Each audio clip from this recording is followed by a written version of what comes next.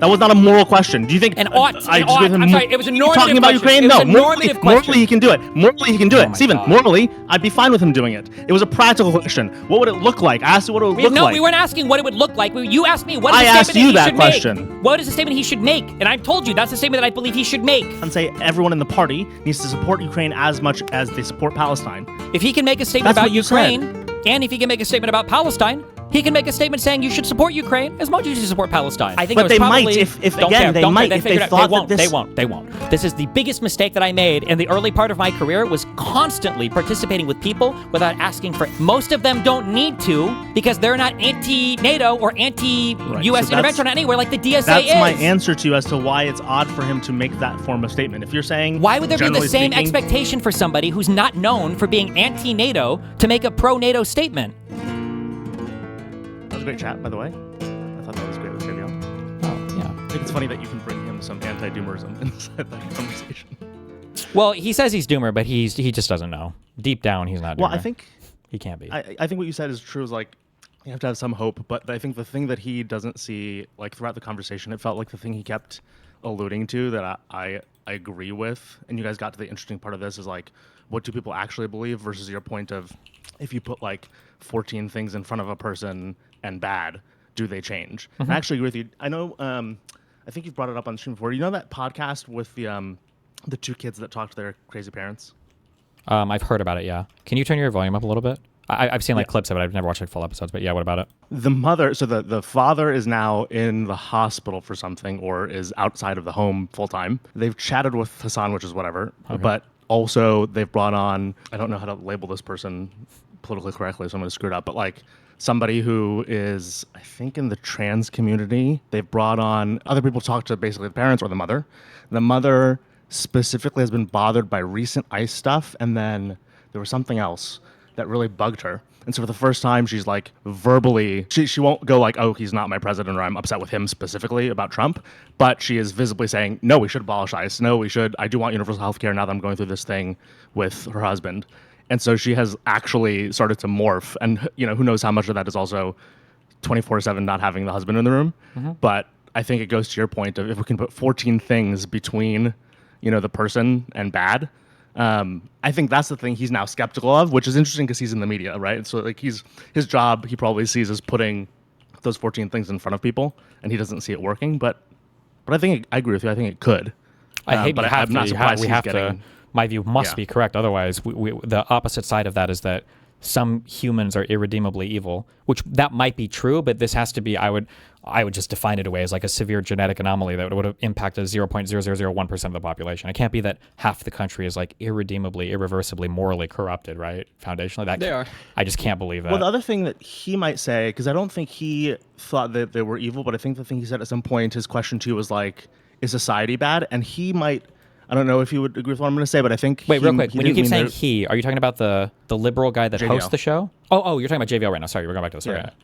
Oh, sorry, yeah. So, like, he would say something like, it's not that they're evil, but when he asks you if society is bad, it'd be something to the extent of, they're not evil people, but the way in which all of the comms has gone, it's impossible to get 14 things. Like it's physically impossible to get 14 things between the person and the bad. Oh, sure. So, I might agree with that now. Yeah, for sure. Yeah. But at least it gives us, there's like something to do there. You know how like when the legendary Dr. House, when he's diagnosing patients and they'll be like, well, it could be this or this.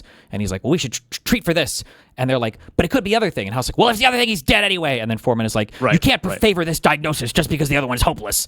It's kind of like that. Well, he'll also do it on timeline. He'll be like, in the meantime, let's do this other thing. And it's kind of like, I used to tell it to people all the time. It's like, first things first, like do something if you think like you acknowledge the problem exists and you believe you should be on the other side of it. Like, and he like the bulwark is that, right? And this is why it was interesting to hear him say that. It's like, if I see a representation of him as like leading that brand, it does feel very much like it is they talk in we are the last one standing terms. You could even say they are the bulwark. Bulwark. Wow. Against fascism. Yeah. It's cool. Well, anyway, good chat with him. Okay, so I wanted to chat about the college Dems stuff. But maybe I want to chat about Mamdani first. Okay. I mean, where are you though? I feel like obviously. So I don't know if you saw my chat about it, but I think the whole not letting you in thing was completely fucked up. Oh, thanks. Yeah, you're welcome. I also, I'd say like how a lot of my current like state of the world has changed since I don't remember the last time we chatted, but I think I'm more concerned with like Hassan broadly speaking gaining a persuasion ability in the party. And so like if I net that out, your initial reaction to all of it made a lot of sense, but I wonder like how do you view this as a problem with the people who didn't let you in, the College Democrats of America, and then your larger like this is the tankies, this is the left versus this is just an incident. Like where are you mapping everything right now? Like who do I hold responsible for it? Yeah, and again, like the first couple days in the parts of the stream that I hopped into, and I didn't catch like your full reaction, so I might have caught hot parts, but like it felt like you were, like again, the thing I said to you in chat at some point was about the college dems, and like you were painting a very broad brush as to all the people who had to renounce. Silence is also complicity. Yeah, I mean, like how broad that brush is in reality for you. Well, I would say the entire organization, I think, to some extent, has to stand behind what's going on. I think that one of the things that sucks, people don't immediately see when they're being called to act, and people need to be a little bit more aware of that.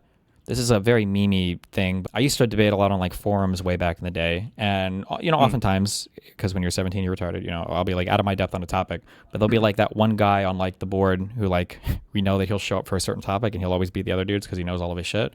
And I remember at times in the 2016 era, looking at certain arguments or whatever online and thinking a few times, I was like, okay, well, I need like the guy to come out and figure this shit out or whatever. And then I kind of realized like, fuck, I think this has to be me now at this point. I think I'm like, I have to be that guy. You're the guy. And I think sometimes people don't realize that there are going to be times in their life where they're called on to be that guy, and it can't just be this perpetually off-putting thing. And so like, yes, you have to stand up and say something.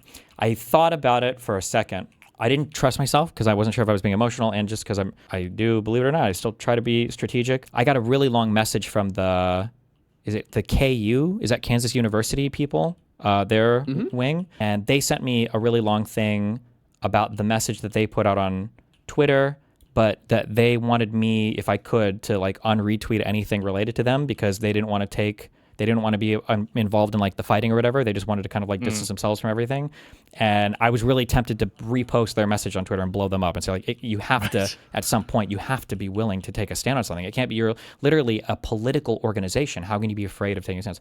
But I opted not to because I figure it's a lot. That thought of like... I get your point though, right? Like the point of the organization, if you join something like that, if you create something like that, it is to be alive in moments that matter. And then it's also like, we if you're going to romanticize so much about politics, like we're fighting the fascist admin of Donald Trump and the evil ISIS, it's like, okay, well, I really do think sometimes that like the whole country needs to get like abducted and forced to relive civil rights and understand like all the work that went into that. I think we've done a great disservice to understanding everything that went into that.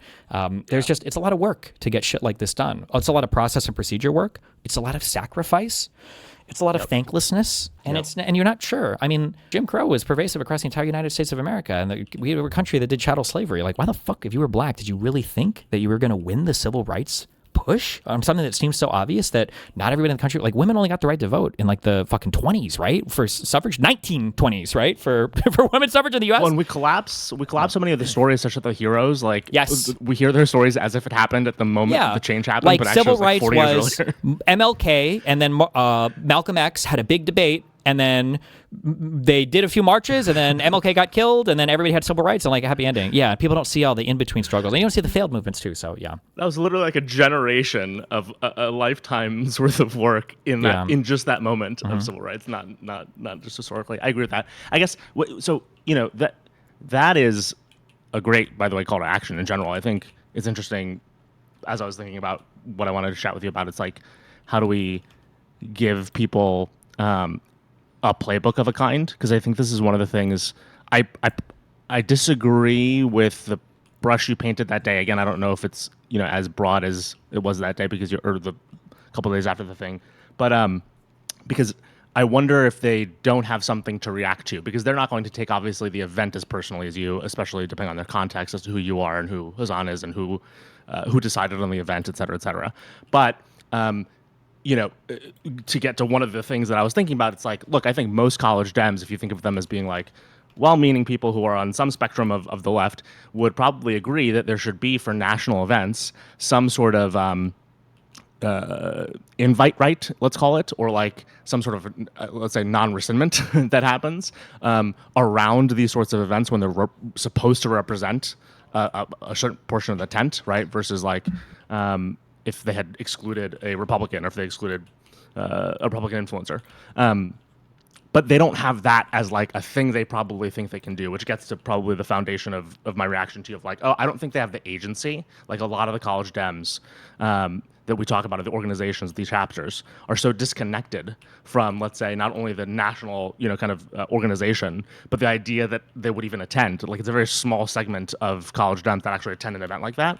And so their ability, their agency to say, oh, I have a say is actually quite limited. But maybe let's start there. I mean, like, so right now it sounds like you think there's an obligation not being met. There's more that we can do. We, as a whole, don't, kind of see political activity in the right way, such that it leads to events like this, where an entire population, let's say in this case the college Dems and all of their chapters, are being dragged optically and then somewhat literally in the case of the event itself towards something that they should actually either explicitly say they support, in which case, that'd be one thing, or they should denounce or push back against. Do you still think it's a responsibility of chapters? Like, again, where are you holding the accountability right now? Is it people who didn't let you in? Who is it to you? I mean, in my mind, initially, it's going to be with the people on the ground there, because, well, initially it's going to be the organization as a whole, because it is who they are. They're the college Dems.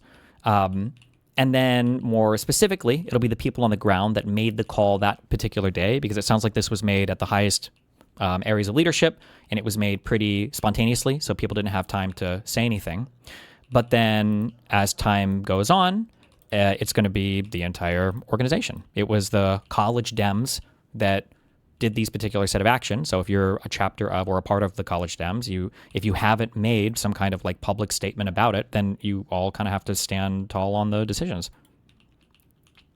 So I agree with that on a long enough time horizon, probably.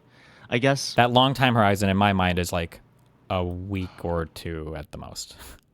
Well, it also depends on if you think this is a qualifying event. Let me go to what I mean there specifically, but we can zoom out from it if it feels too specific.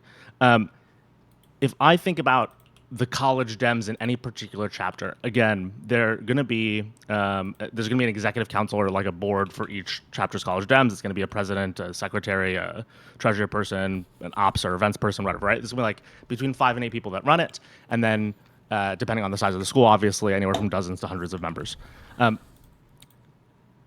In hearing you talk about that for the first time, again, my reaction to you was not only, hey, that group, the controlling group of the chapter, only interacts with the national, by the way, mostly through the state org, and barely for logistics. And then all of its members never interact with the national. And so logistically, I don't know that makes, and I'm not saying we don't want it to make sense, right? So there's a portion to this where we might go, hey, like the way college Dems work isn't efficient because it doesn't represent like a collective, and we might want it to, but right now it doesn't. Like, what is that person who exists on a campus and might agree with you supposed to do? And by the way, what are the ones who don't know of you that well and can't grok the incident? Should they really be considered complicit? I mean, yeah. If you're really so disconnected from all of it, then just leave. No? Well, no, because I don't know that this event is as big to them as it is to you, and that doesn't mean it shouldn't be, right? But I don't think, again, most of them don't get to attend that event. Most of them don't get to. And wasn't this this a big national event for them? Yeah, but like it wasn't just like a single chapter event. This was like a big event for the organization. But what percentage of people who sign up for their college Dems at a campus do you think wind up at an event like that? Throughout the year, my guess is probably less than 10%. Exactly. And so like I think there's a thing that is representative of not the college Dems as a whole, but of kind of the leadership of all of those chapters trying to do something. People who eventually want to actually go into politics from a career perspective, but it doesn't represent the polity. It doesn't represent like the mass that goes. Let's say that I have like a digital campus. Ground game event. And let's say that I have it just for like, I do a big event. I invite everybody who wants to come out to DC. We can fly out to DC. And there are like my different, we have 2 canvassing houses set up right now. And I'm sure there are like DGG poll like chapters or groups of people across the country. And let's say that I just have like a no blacks rule at this thing.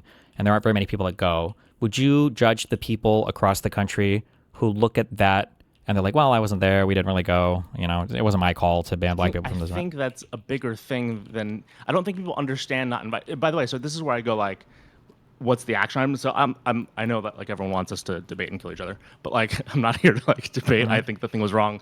I agree with you. If I was running the thing, or if I had like an ability to. Sure. And then to be clear, I'm not arguing that it's like that me getting banned from this event was the same as like banning all black people. I'm just saying that I don't know if I agree with your idea of like, well, they're just it's a smaller chapter and they don't go to the events themselves, so maybe they're just not interested in what the decisions or the policies are there. And I don't. Well, so I'd add to that, and I don't know that all these kids are following you and Hassan enough, and know why that happened, such that they have something to do. By the way, though, and again, this goes to the point of like, I'm not here to just fight or whatever, although we can. But like the thing that I do think is interesting, and you thinking about this out loud for the past couple of days has made me think about, is we don't give right now, and when I say we, I do mean this community in particular, but also like lib-left communities, don't give the good playbook. And so let me give you an example. I don't know that right now there is something someone can read anywhere that gives the not you, and I don't at all, I'm not at all blaming you at all for having an emotional reaction to Hassan about this, but like the content from you in this community is all just like about Hassan and his reaction, whereas could this community produce something, or could somebody produce something, and this is about like the coverage of the event is obviously flawed, that would give the neutral, hey, this is just problematic on its face version of events versus the version that is about your guys' beef. Because the version about your guys' beef is hard for someone at a random chapter to grab onto and do something to, versus someone saying, hey, like a person who's a liberal who's like clearly in our tent, who has a huge audience in our tent. I agree with you, but whose responsibility is it to communicate that? Let's say that I'm a chapter. Let's say that I'm a member at the University of Nebraska at Omaha. I find out there are these weird streamer guys. One guy got banned from an event, and then another dude showed up in a mouse suit. I don't know what the fuck's going on. I feel kind of weird. People are asking me questions about this, so I go to my chapter leadership. Is the onus on them to say, well, go do your own homework, or well, go see the video that Destiny, his community, put out about it? It should be the organization itself took a stand on this issue. So I feel like they should be able. Who are they getting their education from? How are they learning about this? They should do it themselves. They should do it themselves.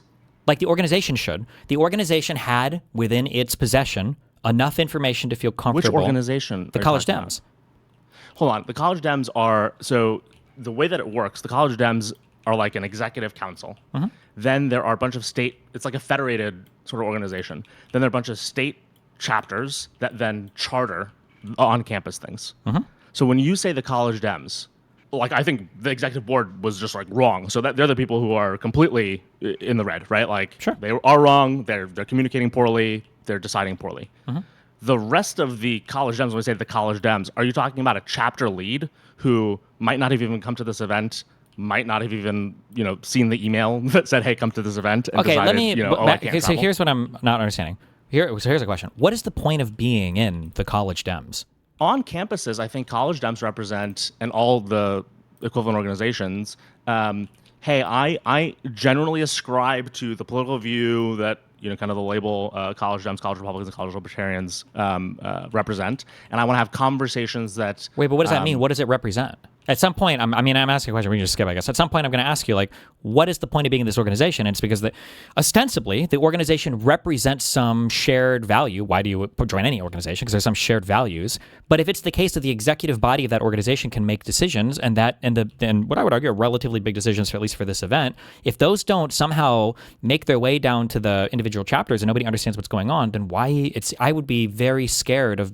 I just wouldn't be a part of that organization if I don't know what's going on, or if I'm not supportive of the... This is the part where I go, like, where are we putting the onus to that and the responsibility there? Because when you say, like, I do think they would have the value of you not being not let into that event if they knew about that event and if they knew about the details. But a local college dem member inside of a chapter on a campus is likely not to have gone to that event, likely not to have thought about it after they decided they're not going if they saw the invite whatsoever. Sure, but then that's a failure. That's a failure of the organization then.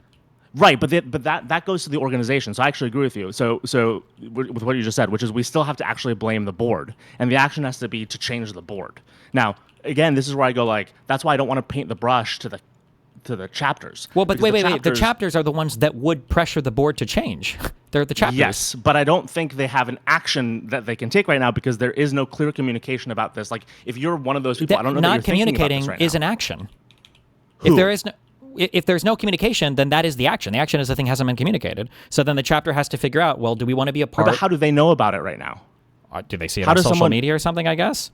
Yeah, I mean, if you're asking me, like, if a chapter, like, has never even heard at all about what's going on, should they just randomly quit? Well, I mean, definitionally no, because they haven't even heard about what's going on at all. I mean, I guess in that case. And I'd say most have probably heard very fuzzily, if at all, about this. And that's why I think, like, again, it is either we and again community or whoever cares about all this changing has to give them something to see, like, hey, here's the read on this that again is not about the beef, because about the beef is confusing.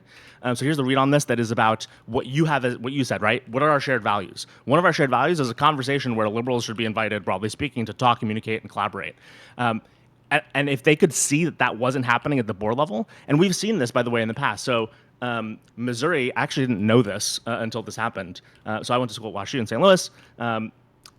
Our chapter, at some point after my time, apparently disbanded from the College Democrats of America because there was some sort of controversy involving the executive board, and Missouri did not agree with how it was being handled, and they disbanded from it, right? So there is this notion of them holding the board accountable. But the question is, how do they get that message? So in the case of that 2020, I think it was 2020-ish that this happened, it was some executive member, student of, I think, the entire CDA, the national version, saying, hey, we're not treating some part of our constituency or demographic correctly. And it was a national conversation, even in the news. Like, it wasn't that guy said, hey, let me go get all the chapters to vote this way. It became a national news topic. This, I don't think, proliferates the same way. Well, maybe my banning doesn't, but Hassan being there absolutely did, right? That's fair. And I think that I am more concerned about than I was maybe 2 months ago. Sure. But I don't know that. Yeah. But also, I think it's fair. It would be fair for me to just say, oh, like, I'm not doing any events with the college Dems. Like, we're not doing any joint canvassing things or whatever. Why though? Because it can't be that I am the only person in every single thing that I involve myself in, that I'm literally the only man on the planet with agency. It can't be that it's my job to figure out. No, but that's not what I'm asking. Hold on. What is the leap there? So when you say how this should function is, I would imagine if I was running something, I'm trying to think if we've had things like this. If a big dramatic event happens and it is reaching some level of media, then the chapter presidents put out some kind of statement to explain what's going on to all of the chapters, so everybody knows, and then they explain their decisions, and then they stand by them, and that's it. And they actually, they did do something kind of similar to this in the form of, like, tweeting out that, like, oh, by the way, people that come to these events don't necessarily represent us, LOL, and that was their version of it. But that was the executive board. Yeah. That was not, and that's my point, right? The campus people, these chapter people are not the same, and they, by the way, I understand that, but I'm saying it's very easy for the executive board to put out a statement on it, and then the chapter... The executive board sucks. Hold on, but the executive board sucks. That's your executive board. Those are the people who suck. They represent you. Right, but these chapter presidents only have once a year, I believe, or once every couple of years to be part of the national conversation, which again is very logistics. They don't have a lot of policy conversation. This is a very kind of then don't do that's easy. That's fine. As an island. That's fine. I agree. Then don't do national events. Easy. They shouldn't. Then if the executive board can't be trusted to hold a relatively neutral event. Say a very simple version, though, of what I'm trying to say, Stephen, is like who knows if you're even going to get invited or put together events where this matters, but, like, I don't know that it matters that let's pick a campus, let's say some Pennsylvania campus of the College of Dems, couldn't figure out how to have so much agency, especially while they're a college kid doing whatever they're doing in college, to figure out that they should put out a statement, which they don't usually do at all. And so they have to, like, conceive of what that looks like, and who do we release the statement to, and do I have the authority as the president of this to do this thing, versus going, okay, this doesn't represent these individual chapters. Maybe it's a good thing to get involved with these chapters such that there's more of just this other perspective that then votes nationally from these chapters, from the bottoms up, having more exposure to this other side of the conversation. Like, again, I don't know that they have done something where we have to, like, purity politics them. It's not purity politics. But, I mean, like, I could just accept what you're saying to be as true, and that's fine. But, like, I'll never work with them. And then maybe nobody else cares. Who will you never work with? Nothing with the name College Democrats on it. But what if the name, you're never moving me from this point. The name has to mean something. It can't just be that the name is just a placeholder. You joined an organization. When the organization does stuff at the top, it rolls all the way down. And you should expect that. Every other organization on the planet functions like this. And every other person... Do you expect the College Dems, all these chapters, to always be talking about all of these issues? All of these... How many of these, like, national level events do they even have? And there was a hugely dramatic thing that happened with the two largest left streamers on the planet. They don't have to comment on an event. Right? Yeah, but they made a decision this time that made it so that they did have to comment. Who made a decision? The executive board. Right, and so they should hold the executive board accountable, but they shouldn't necessarily be releasing an individual statement when that's not naturally, like, they're not a moral agent, right? Like, college Dems exist mostly for campus programming. They, like, get a budget from their school typically. They're going to put on pizza events. You're describing a thing to me that doesn't exist in the real world. Everybody, when you're part of a company, when you're part of an organization, nobody can just say, that was just federated than you're talking about. Nobody sees it that way. What do you mean? Nobody. When you say nobody sees it that way, anyone who's been part of their college Dems knows what I'm talking about, because it is a disconnected thing from national. That's on the inside. That might be very true. Local events. Here's a question: if we were to look up sales from Subway after the Jared Fogle thing, do you think that franchise Subways did significantly better in sales than corporate Subways because the franchisees? Yes. Because nobody's going to view the franchisees as going, well, you're not part of corporate. You're just a franchise thing. So I understand that you're, like, significantly different than the corporate entity. No, you have the name, so people are going to associate you all together. It's the name. The name is the name. It means something. Associate you is different than saying, hey, every chapter has, like, the moral agency to need to comment on controversy that is atypical. Okay, I mean, that's fine. But if I'm just an atypical controversy, then why would you ever expect me to work with them? Because I think individual chapters don't represent this, like, negotiation that you're having with whether or not the CDA board, which, by the way, they don't have that much money or authority. I know they put on this event, but, like, it's generally, like, not important to this executive board.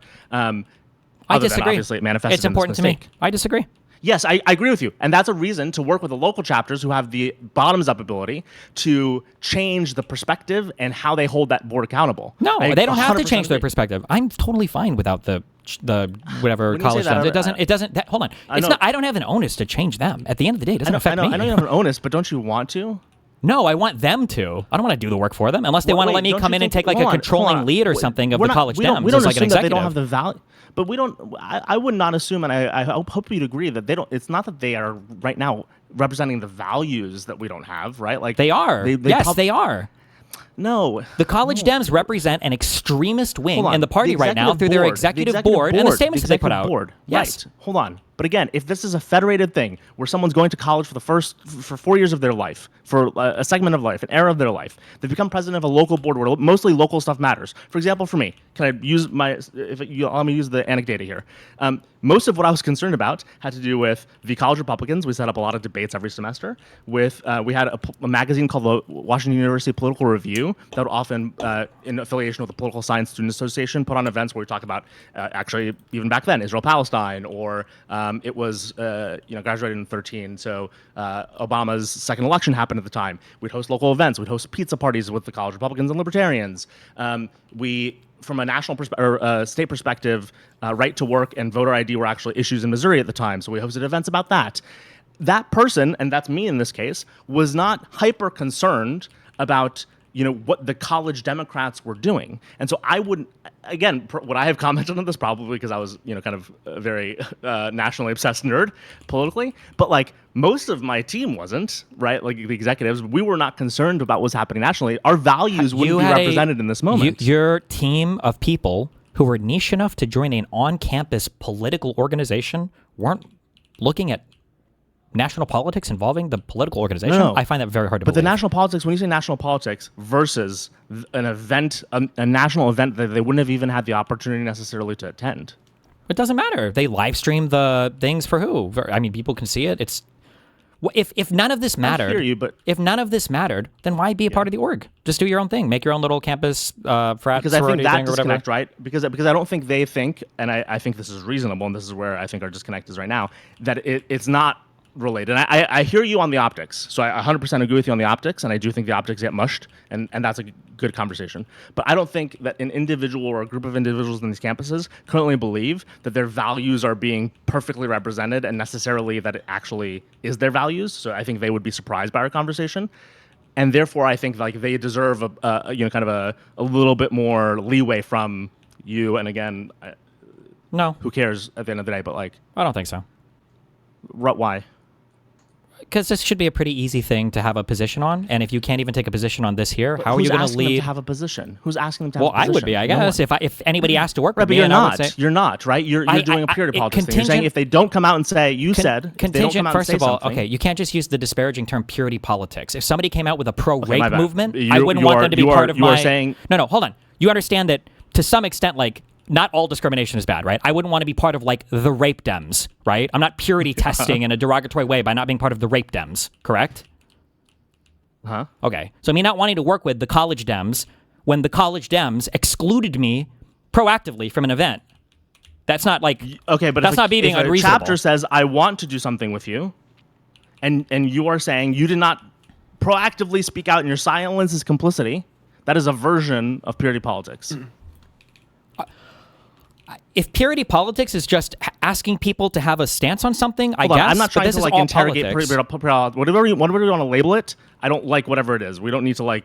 If you don't like the association with purity politics, that's fine. Okay, so if they had made the decision for no Jews, holding them accountable for silence is complicity. Sure. If the executive board of this event had made a decision of no blacks or no Jews allowed at the event or whatever, would you have expected? That's completely different. Sure, but let's just follow it out. If they had made a decision like that, yeah. Which arguments no longer apply to what you're saying? Because why couldn't a college chapter just say, well, that was the executive board, we don't stand by that, or like, this isn't our event? Like that is a very legible, very, very clear, and very extreme antithesis. Why? What if it doesn't get like? What if it doesn't get like a lot of coverage or something? Or I mean, like, do you expect still very much like an extreme deviation from the values that are generally represented by the organization? Okay. Well, in that case, what you're telling me is that banning me from an event must not be that extreme of a deviation in values from an event. In which case, why would I ever want to work with them? They have it as a legible event, and again, this is why I go to right now. With a lot of this is represented, and I'm again. I know you hate when I caveat, but I want to caveat anyway. I'm not blaming you for it, but like, let's take the 2 days after the stream, at least the parts that I caught, were you being hot, and I think it's completely reasonable about Hassan. Mm-hmm. There's no legibility in what you were saying. It was. It's not my job to have the legibility. I can be visceral. I agree with you. I'm just telling you what they have. I'm just telling. Okay, and that's fine. I agree. No, you're describing for them, and you're prescribing for me. That's my problem. I know. No, I'm not. I'm not. I'm describing for you. Hold on. I don't. Hold on. Oh my God. I'm telling you that they don't have a thing to latch onto. Where are they getting? Have you ever debated radiant before? You guys would be the best debate partners. Oof. I do have a question, and it's a serious one. So if, like, let's say Kansas University wanted you, college Democrats of Kansas University wanted to work with you, Stephen, because they released a statement. Let's say they didn't send you that email, right? Would you still work with them, or is all of college Democrats done now? I think if you had explicitly and specifically issued a statement, I would consider it. Mm-hmm. But I would still have to be careful, because why would I lend my reputation and lend my business and lend my time towards a group of people that are part of a body that explicitly disavowed me? Because you have a political project, and those people are not perfectly represented by the CDA's executive board. Would you join the rape Dems? Well, if they don't say anything, then the rape Dems are part of a political project to elect Democrats. Why do you say that? Why are you saying that? Because you're saying pointless statements. It's a political project. That doesn't mean anything. It doesn't let you slide by on everything. They're not part of the rape Dems. No, but they're part of the college Dems that explicitly and proactively excluded me from an event.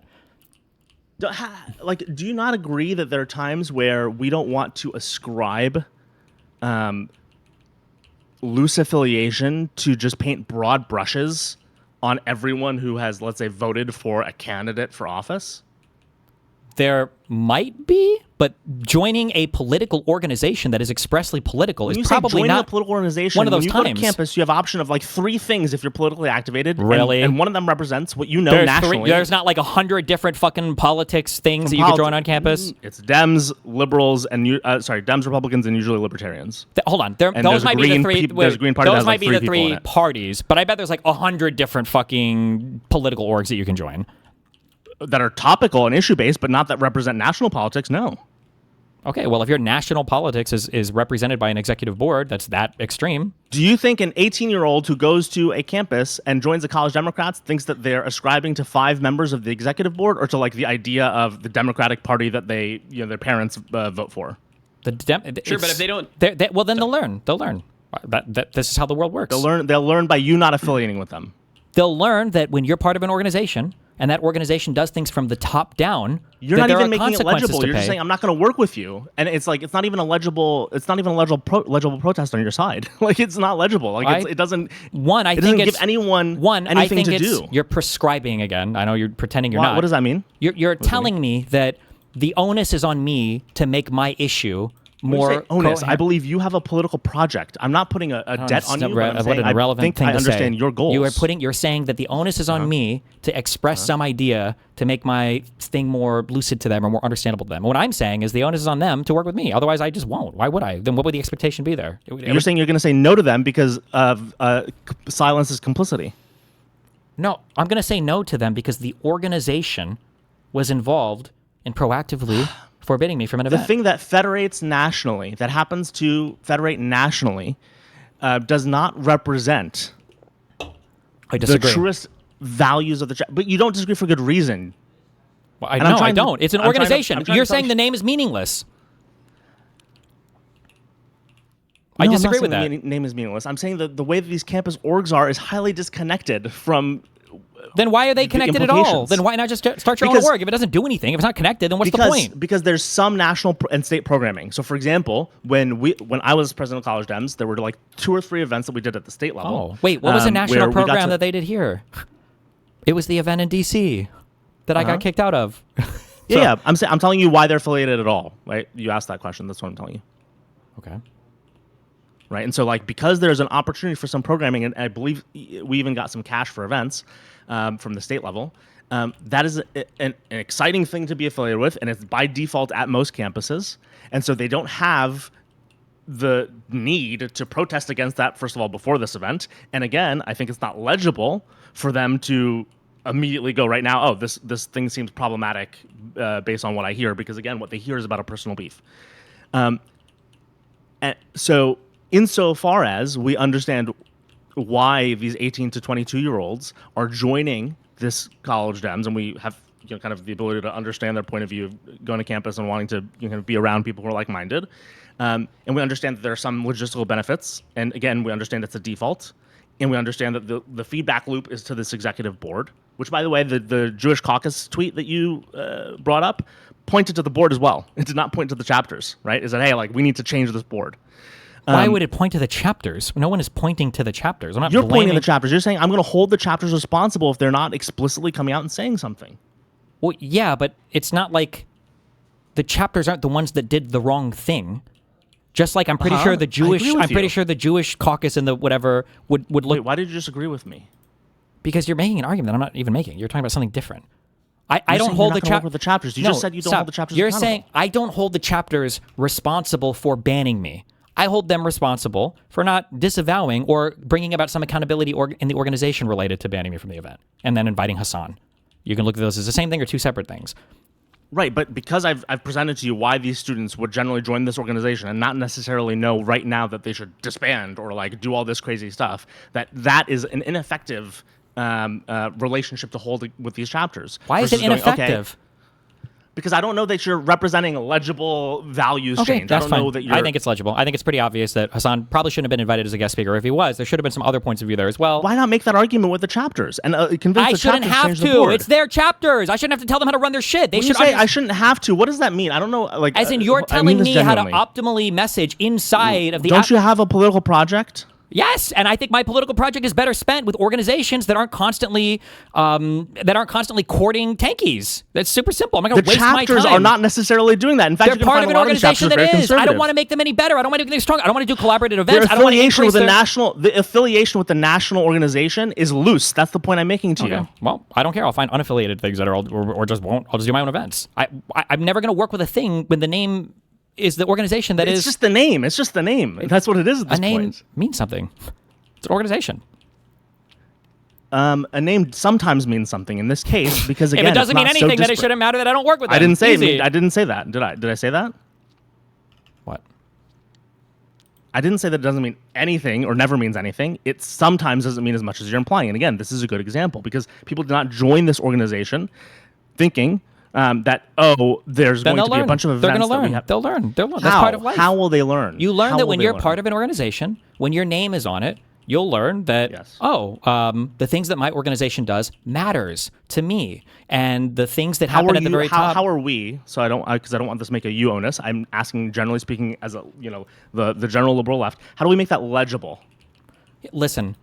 There might be an argument, and I would still take the other side of this. There might be an argument if this was like a football club or something, and the head football guy had said Argentina should win because we like Nazis or some bullshit crazy thing like that. It's like, well, should an individual member, blah, blah. But we're literally talking about a political club. This is a politics club. If you're telling me that the students joining the politics club, which should be the most highly activated, politically interested people in the country, need their hand held, I don't give a fuck. I'll just rather work with other things. I don't think that they generally think about this event at all. That's fine. That's you're fine. Not hearing me on. That's okay. But then I don't have a desire to work with them. I think it's fair for me. If they aren't typically moral agents on this sort of issue that happen at the national events, then they shouldn't be involved in politics at all. They shouldn't be. Why can't they come? Again, I described to you some of the events that I did at my local campus. Why would those events suddenly not be worthy? The local events are the point. The point is to gather with people on campus, and again, on the other side as well, is typically, in most cases, college Dems collaborate a tremendous amount with college Republicans and have local conversations. They're not moral agents typically on national issues at all.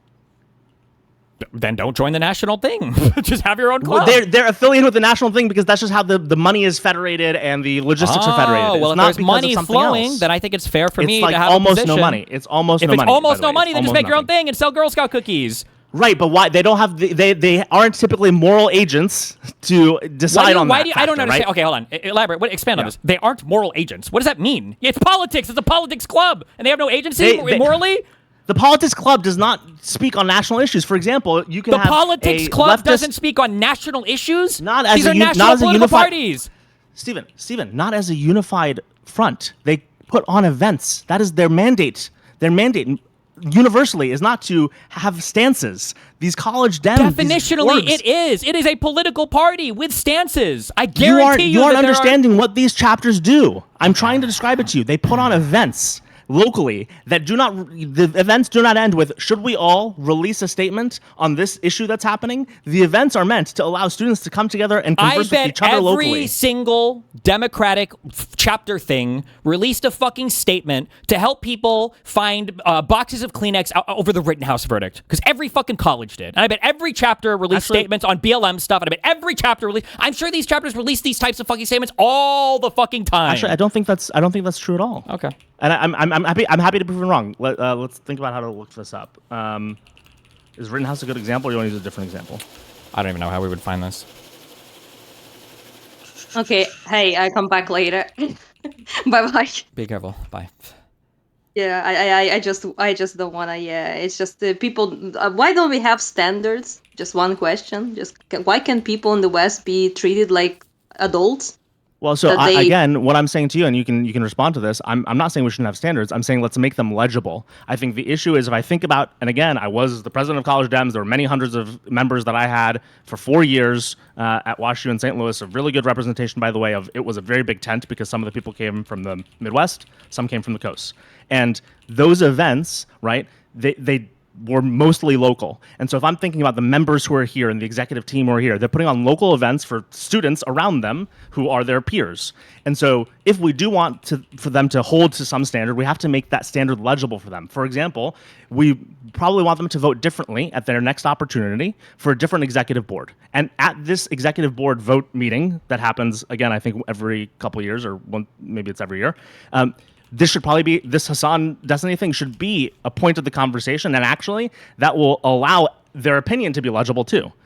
But my point right now is to say, until then, their silence is not complicity with this, and it's just an issue that isn't that legible to them. Why isn't? Why can't they learn about what happened and make? When you say why isn't, when you say why isn't, I'm not trying to. I really mean this question. Are you asking me how they should find out the information? Or are you asking me what they should do once they find out? Well, because this isn't a legible issue. Because this isn't a legible issue. So again, this is why I keep focusing on what happens on these campuses. Usually, they're hosting events for each other on their campus that are locally focused. Just most of these members never hear. You guys are going to loop on this, but the way this conversation is going on is he's just describing a thing that's happening. And that's it. That's what I'm trying to say. They need to do things. No. I understand they can never need to do anything. He's just describing what happens. That's it. There is no need to do, or they can't. He's treating them like they can't do anything. Well, no, I'm saying that this is not legible to them. At least when you say it's not legible, it can be legible. Yeah. You open a fucking web page, open Twitter, open YouTube. There's 50 million things that you can do to fight anything. But right now, if they do that, right, it's just you and him yelling about your personal beef with each other. That's my point. Right now, there's nothing legible that doesn't seem that it's about you two as actors, right? And that's unfortunate, but it's the truth. They're going to see then that the content as being about the beef. That's fine. Then to this organization, it's not a very important thing. It's not a thing that they care very much about. But that's fine. Yes, but then why would I want to work with them? They might care about it if it was legible, and I think they actually would. I think they would find, from a values perspective, it problematic for certain liberals and certain people who are. Then the organization is fundamentally broken and flawed. If the top executive board can act in a way, the way that the organization works might need to change for modern times because it's super disconnected right now. Yeah, that's fine, and I don't want to work with it while it's like that. If they can't make these issues legible to their party members, if they can't produce a statement talking about what happened, they can't do any of this stuff, then I don't care. Then why would I want to associate? Why would I want to spend any political capital or any part of my life? Because there's a lot of young people that you can influence who probably have a lot of overlapping and shared values. And what am I doing by influencing them? I'm telling them, hey, like, you guys can be part of a totally disconnected machine that can do whatever the fuck they want. It's just almost like this is like the chief criticism of the entire Democratic Party is that it can be a bunch of disconnected, federated things that have no coherent vision or view on anything, and they could also act as separate entities. You could also change that fact. That could be part of your influence. I'm not here to evolve or change the entire college Dems. Why is it on me to change everything? I have to change every single person. Hold on. Never mind. If you participate with them, right? If let's say that KU or whoever invites you to an event and you say no, you're not going to have any influence on, or barely any. Only the no will be legible to the people you said no to. Versus if you said yes, and as part of your conversation, whatever the conversation was about, you also said at the end, hey, I also want to talk about how I think you guys should get involved nationally and change the national organization. Also, maybe you should have something very legible about how you think that the disconnected nature of the college Dems doesn't work in today's politics, because this should be a representation that also rejects some people from the party in addition to including some people from the party. That would be part of the message with whatever else you're doing with them. And again, it's not your responsibility, but it to me would be ineffective to cross out where most young liberals go as being complicit in something where they didn't really express moral agency. They're just kind of defaulting. And yes, I wish they were more active. I wish everyone was more active, right? That's something that you just talked about with JVL. We want society to be more active, but it's not. So it's useful to us, even if we don't want it to be an onus or an obligation, it's still useful to us to decide, hey, as part of our political project, it's not necessarily healthy to cross out all of these young people for something that's quite illegible.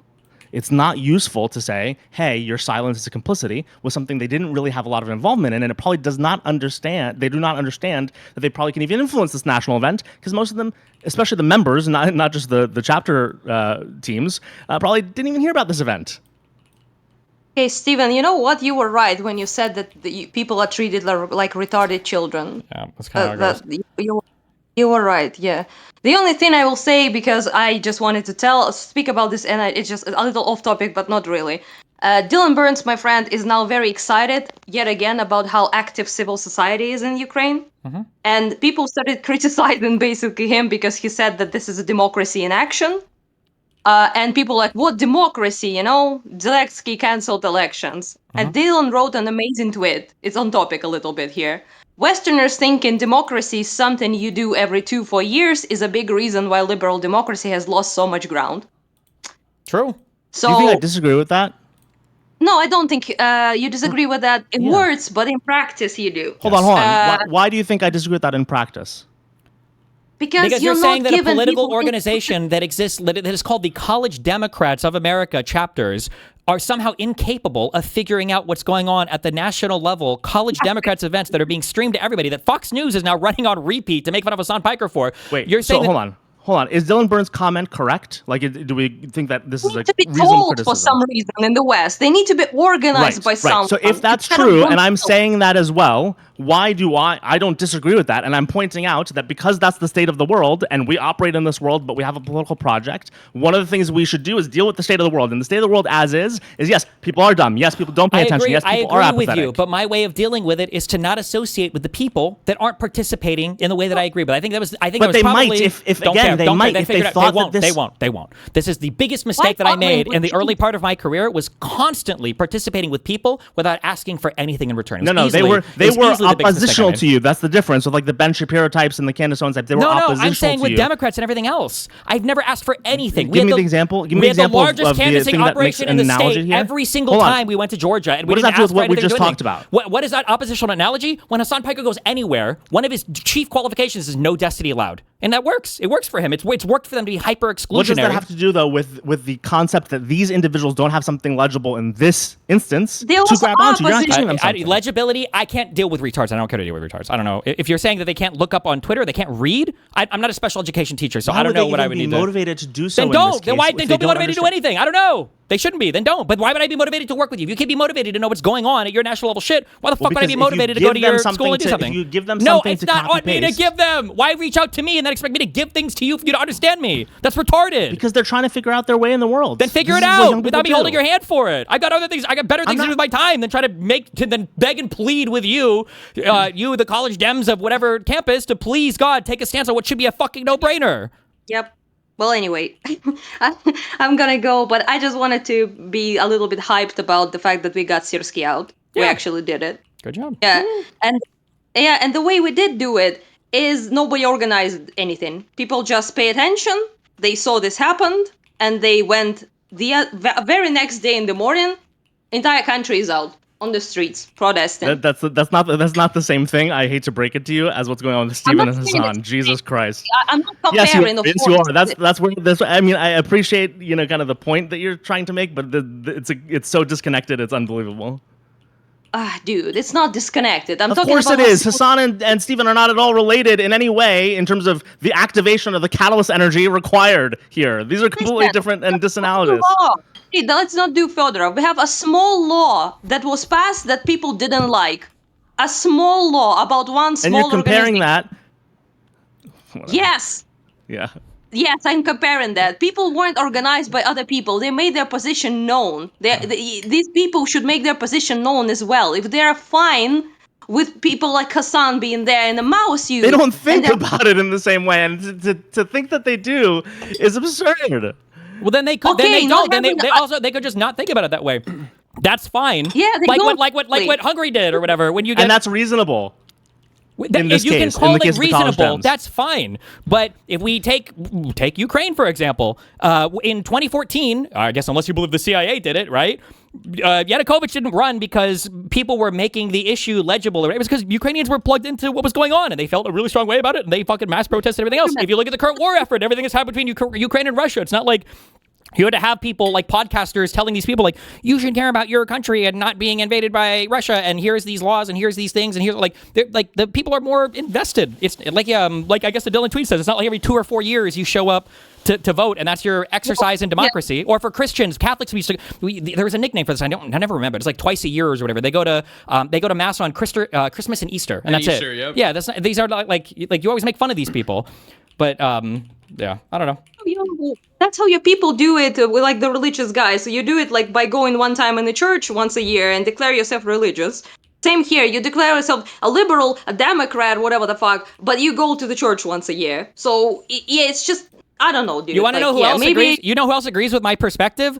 Hassan Piker. Where do you think the concept of America deserved 9/11 comes from? Are you trying to copy paste Hassan Piker? No, I'm just saying that everybody intuitively knows that what I'm saying is true. That's why anytime I test this with any other issue, you go, well, that's not the same, that's not the same, that's not the same. The half of the thing that you're saying is true, and the other half is also true, and you're refusing to reckon with it, which is the people we want in this case, young liberals, in this case, are not unreasonable to be operating life in a way where they don't have this as something that they're thinking about. It's not unreasonable to be someone at a random campus right now, being part of your college Dems, and have zero clue, maybe other than a tweet you saw, or maybe some TikTok, that's probably, by the way, Hassan, or you, yelling about the other person, and not have a sense that this is about a values disconnect they have with the National Party. And that's the part that you're trying to connect to this idea of Western democracy on a point that I agree with, that generally people, yes, are too apathetic, but that doesn't mean that we give up and say, okay, because two people are too apathetic, we disaffiliate from any organization that is at all apathetic. No, the apathy here, or the way in which these people might care to some extreme right now or completely not be aware of this issue is reasonable. Why would they care when they get nothing from there's no penalty for not caring? If nothing comes of it, if people reach out to us like, oh yeah, I'll work with you guys or whatever anyway. I know you hate this word, but this is why making it legible would be valuable. The easiest way to make it legible is to not work with them, because now it's very clear and very obvious. I don't think that that's true, and I mean this genuinely. I don't think that that's true. When you don't participate with all the chapters of the College Dems, I don't think that so it what you think if I go? So what do you think? So the UCF Florida reaches out to me to go and do a College Dems event. What do I say in response in Sherveen's perfect world? I think you should say absolutely yes. You should go do the event, and then at the end, depending on the topic, if it's not about this sort of issue, it might be about this sort of issue, but it's probably not going to be specifically about this issue. You also mention, hey, by the way, this is another thing that I want to say to College Dems. Like, I think all of you should be more connected to your national organization, because it'd be useful for that to actually represent parts of your party that aren't being represented. And one of the things that, for example, happened, then be out. And so one of the things that happened recently at the national event is I wasn't allowed in, even though Hassan was. He does not represent a lot of people in this room, probably, but but I do represent, the lib-left version of things, and I shouldn't have been disconnected. Food for thought for all of you. Like, do you know what sounds? Do you know what happened in an ideal world? Okay, I agree with you 100%. I think that all of that messaging is great. It should come from somebody who's in the College Dems. That's not my job. Everything you just said is a fine statement. That should be somebody in the College Dems to make it. It's not on me to go to that organization and tell them what their beliefs are and tell them how they should respond to national level things. It's on them to do that. But the problem is, I'm telling you, even the executive groups here are not concerned in the same way as the org groups. Then don't be concerned. But then that should be a part of what you consider. Hold on. No. What you're saying is so ridiculous on a business level. I just can't believe, like, well, they're just not concerned what happens at the national level. Then why would you invite national level people to speak? That shouldn't be a part of your concern then.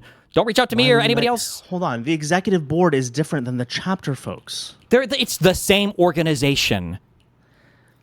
Can you play out for me where you would see my view a little bit more clearly? Like, why do you think we're disconnected on this same organization thing? Because I'm trying to represent to you that reasonably it's not. Like, the analogy doesn't work. Where do you think I'm wrong? What do I think you're wrong? Other than your feelings? I don't actually think you're wrong. I think that you're I think you're politically brainwashed. I think you don't believe what you're saying, because you wouldn't apply this in any other manner. That's why I'm actually struggling. I can't find a single... Why do you have to say shit like that? Because I can't find an example for you to even engage with, because you say, that's different, that's not the same. Which shows me that you do understand... I asked you a very specific question, and you're completely pivoting. Let me ask it again. I keep telling you that this College Dems national organization is very disconnected. Yes, and I'm telling you that's not true, and you don't even believe that. You don't believe that. No, but tell me why. Tell me why you believe it's not true. Let's say that at the DC event, they banned black people from going to the event. Do you think that would reflect at all? You're just giving me... I asked you to tell me why. I didn't ask you to change the analogy. Tell me why you believe it's not true. Because why I believe you're not being truthful. That the chapters are more connected. I'm not trying to make this about me. Why are the chapters not... or why are the chapters more connected than I believe they are? Well, I'm telling you... Are you saying that they are or that they should be? From the person making the evaluation right now, definitionally, is me. Because it would be me deciding whether or not I want to work with them or not. And I'm technically allowed to decide however I want that association to look. So if it has the same fucking name, and even if it's a federated thing, it's part of the same org, and in my mind, it's pretty much the same shit, I think I'm fairly within my rights to say that. You can try to argue over federated nonsense or whatever the fuck, but that's not how anybody else in the political space operates. Look at the Track APAC shit. If your fucking dad's friend's dog's person was owned by some other fucking thing and you had money from APAC, that's enough. So you want to do the same stuff. You want to do the same stuff as the Track APAC stuff. You want to apply the same purity politics. Purity politics. Oh shit. Well, now you... No, I think you're right.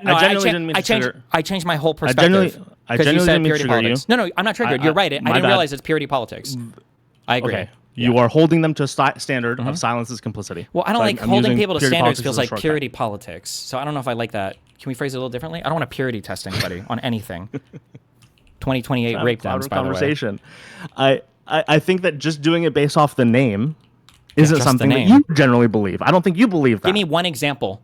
Test this for one example. Because I've already given you like 3, but you won't even engage with them because you know I'm right. So give me one example you think I wouldn't apply this standard. Chill, you didn't ask me this. I didn't avoid this. I did. I did ask. I asked several times. What if they ban Jews from the event? What if they ban black people from the event? No, that I agree with you on. That's an extreme deviation from values. I already answered that. Oh, so then the national thing does represent the lower thing. You just think this issue doesn't matter. When there's an extreme deviation from values. So if inviting a Maoist and banning a liberal is not an extreme deviation of values. That's not legible to these individuals. That's what I'm trying to express. If they can't see the guy in the Mao suit is not legible to the guys in the college Dems. I know you didn't open them, but I've sent you links already that show you that people who call themselves, for example, democratic socialists or socialists, actually hold far more. We're not talking about a label. We're talking about a coherent organization. You just called it. You just said it's because of the name. Yeah. Oh my God. You just said that. Hold on. Take a deep breath and take a step back. Okay. You too. When I said no, because you just said something very retarded. When I said it's because of the name, I'm saying the full sentence is. I don't know if I actually need to speak this way. When I say it's in the name, what I'm saying is that it is in the name of the organization, and all of the other chapters share that same name of an organization because they all belong to the same organization. Not literally that the name is the same. Like John Smith should know everything that I told John Phillips because they both have the same name. Sure. I hear you. Okay. But then we go to, if the deviation is as extreme as some of the examples you gave, that's different than a deviation that isn't so extreme from the values. And so when they invite a speaker... Hold on, I'm trying to figure out. Is it about legibility or is it about deviation from values? Because you're giving me a different test now. Well, no, because obviously the deviation from values makes it legible, no? Wouldn't you agree? Potentially? But I feel like the inviting Hassan is a huge deviation of... And I know this is the big point where like you're gonna get emotionally activated in me saying this, but I don't think that's true for them, right? And I think that's fair. I put myself in a young person's shoes. That's fine then, and I maybe that might even be true. I actually don't agree with you, but even if that was the case, that's fine. I don't want to work with that. I don't want to work with a Maoist, Stalinist. These are young liberals. I don't care. Liberals. They don't vote that much. I'd rather all Maoist, Stalinists. I would rather a bunch of them are going to be. Hold on. I would rather do. I don't have infinite time. Why would I do events with them when I could do it with any other person or event or thing that would want to do it? I'd rather do another Pangburn event. I'd rather set up my own event. This is a large group of liberals. So, for example, on when I was president of College Dems, there's many hundreds of members. Some of whom were very liberal and again came from the coast. Some of whom were from the Midwest. Some of them even from Missouri, who were like local campus kids. We even internally had, by the way, funnily enough, an Israel-Palestine debate where it was all college Dems. Like these people, this is not, again, when people sign up for the college Dems, there's not a lot of policy decisions. There's not like an ascription that these organizations are making. And maybe, again, by the way, this is why I think like the naming of this and even the way we talk about these groups is somewhat problematic. These are programming organizations. These are the local event organizations. The people. How many people as part of these organizations are allowed to openly and avowedly support Israel? And then when somebody challenges on that, do they say, "Oh, we're just programming"? We have a lot of pro-Zionist members. But that's actually my point to you. It doesn't represent that way. The events that are put on are local events, as in. So you think that these college Dem chapters are accepting openly, avowedly Zionist members? What does that mean to you? As in, like anyone can sign up for these. Everywhere that one of these exists, anyone can sign up for them. Really? You have to accept every single person into your college club? Yes. If you didn't, you would be immediately dechartered. That's part of this. Can you ever be kicked out of the club? Wait, so you're telling me that 100,000 that 1,000 Republicans can sign up for the Dem chapter and they're not allowed to exercise control over anybody? Yes. If you're part of the student body, 1,000%. And again, this is my point, and I'm making. Do you think that if a Zionist made a speech then at one of these events, do you think that the chapter would make a public statement? So can we disconnect from like the current moment as like what I think would happen? I don't know emotionally what would happen to everyone in that room. Sure. I'm giving you this is like an exercise conversation now. I'm 100% correct in all of this because every time I try to test anything with a hypothetical, I'm going to answer your question. I'm going to answer your question immediately retreat from the hypothetical because you know that it's impossible. Your position is untenable. Can I offer you the anecdote? You tell me if it addresses the hypothetical. Sure. In the anecdote, the Israel-Palestine debate that we had as the College Dems, we're all members of the College Dems. No one was disaffiliated. No one was kicked out. of that. And we had many debates like this, internal, sometimes with the college Republicans, sometimes we called it pizza and something, and it was just us. And no one was excluded because the representation of your values wasn't part of the test. If you remember the student body, you could sign up for this organization. So I think like right now, your implication, maybe right now, because of how hot that topic is, something would happen in that room, depending on how someone expressed their resignedness and who else was in the room. But from an organization perspective, if the president and the executive group of that chapter kicked that person out, I bet you that there would be, if someone was told, and someone could even be probably the school's student body administrator, all the way to the state that charters all of these Dem groups, that would be problematic. So I look to that example to tell you, like, the expression of your values is not part of why you're in that group, right? So when we held that event, nothing happened to anybody. Everyone had different opinions in that room.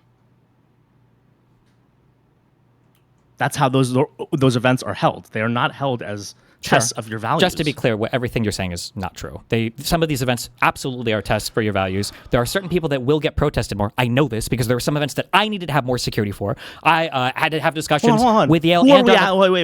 Wait, which person is holding the test for the values? So when I answered your question, I answered from I'm just saying that some of these orgs do have like political opinions, and they do influence ultimately at the end of the day. Maybe because of title, people inside of them do, but they're not supposed to, as right? That's why I answered your question honestly. As opposed to a piece of paper having an opinion. What do you mean? Okay, I read your question as, are these organizations supposed to hold tests for values? And my example to you, for example, the Israel-Palestine example that we held as a debate when I was president of College Dems at Washington St. Louis, is a good example of we're not supposed to care what you say in that room. It's a debate held in that room, and after that room, the next event's going to be about something else, and the next event's going to be with the College Republicans, whatever. Are there individual students inside of any of these chapters that are going to either not hold to the right values, do something they're not supposed to do, be held or not be held accountable? I agree with you. All that stuff's going to happen. I'm answering your question from a what's supposed to happen perspective, and what I think mostly happens. Most of the time, these are event programming organizations. Anyone can sign up for these. And therefore, again, the affiliation is loose on purpose because they're meant to be a medium for conversation locally. Okay, I disagree. But we can You don't disagree. I'm allowed to disagree. I can have my opinions. You don't disagree. What do you disagree with? I disagree for the same reason I told you before. You're never going to engage with this because you can't. What do you disagree with? When you're part of an organization, that organization's leadership represents the entirety of the organization. And that's how every single organization on the planet works. When the leadership is making decisions, the entire organization, to some extent, is going to be seen as standing by those decisions. That's how every single organized thing on this planet works. So if the College Democrats of America invited, hold on, let me think. You're going to have to think hard because whatever crazy example you were thinking initially, you realize that they would never do that. But go ahead. He was thinking Zionist. Well, I'm trying to think of a name that would be reasonable for them to invite. What do you mean by reasonable? Like that I think would be likely. So some names would be more likely than others? Just to be clear, you're laughing because I'm 100% correct in this entire conversation. You know there would be some names that could be invited and some names that wouldn't be. Yeah, of course you are. You're laughing because you're fucked. Of course. Of course. But that's life. That's life. I don't take that as a problem. I don't know why you do. Well, I don't take it as a problem. I'm taking it as it represents the organization. There are going to be some voices they're more likely to represent. Deviation from values. For example, if they invited Bibi Netanyahu, that's different than them inviting an NYU professor who is a Zionist. Agreed? Agreed? Agreed? Is it different? It is different, sure. What do you mean? I'm saying that they're more likely to invite one and not the other. Because why though? Because the people that they invite represents their values as an organization. Reasonable sometimes, right? Like some of these biases are reasonable and some of them aren't. Yeah, the biases are going to be in line with what you as an organization believes. Right, but the organization in this case, this executive board that controls this event, whether we like it or not, the way that these chapters are federated, it's not like all of them got together and voted for this. Didn't they get together and vote for the leadership? So the way that works, and that's a really great question, is there's a state. Super easy yes or no. The answer is yes. So the leadership does represent the chapters, whether you want it to or not. Okay, hold on. Who do you think votes for the leadership? I don't know, probably chapter presidents. Maybe each chapter sends a single vote, or maybe chapters are weighted based on how large their organizations are. Or yeah, so I don't remember exactly how it works, but that's right. It's like the president of each chapter goes to the state thing. The state, sure. I think, maybe they get some delegate number based on whatever. Exactly. But sure. Exactly. So again, we get to the disconnection. That's not a disconnection. What do you mean? Why is that not a disconnection? When people voted for me to be president, they were not thinking about who I'd vote for. They had no idea what this national CDA was.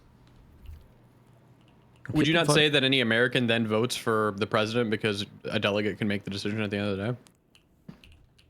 Well, of course. I mean, I think any.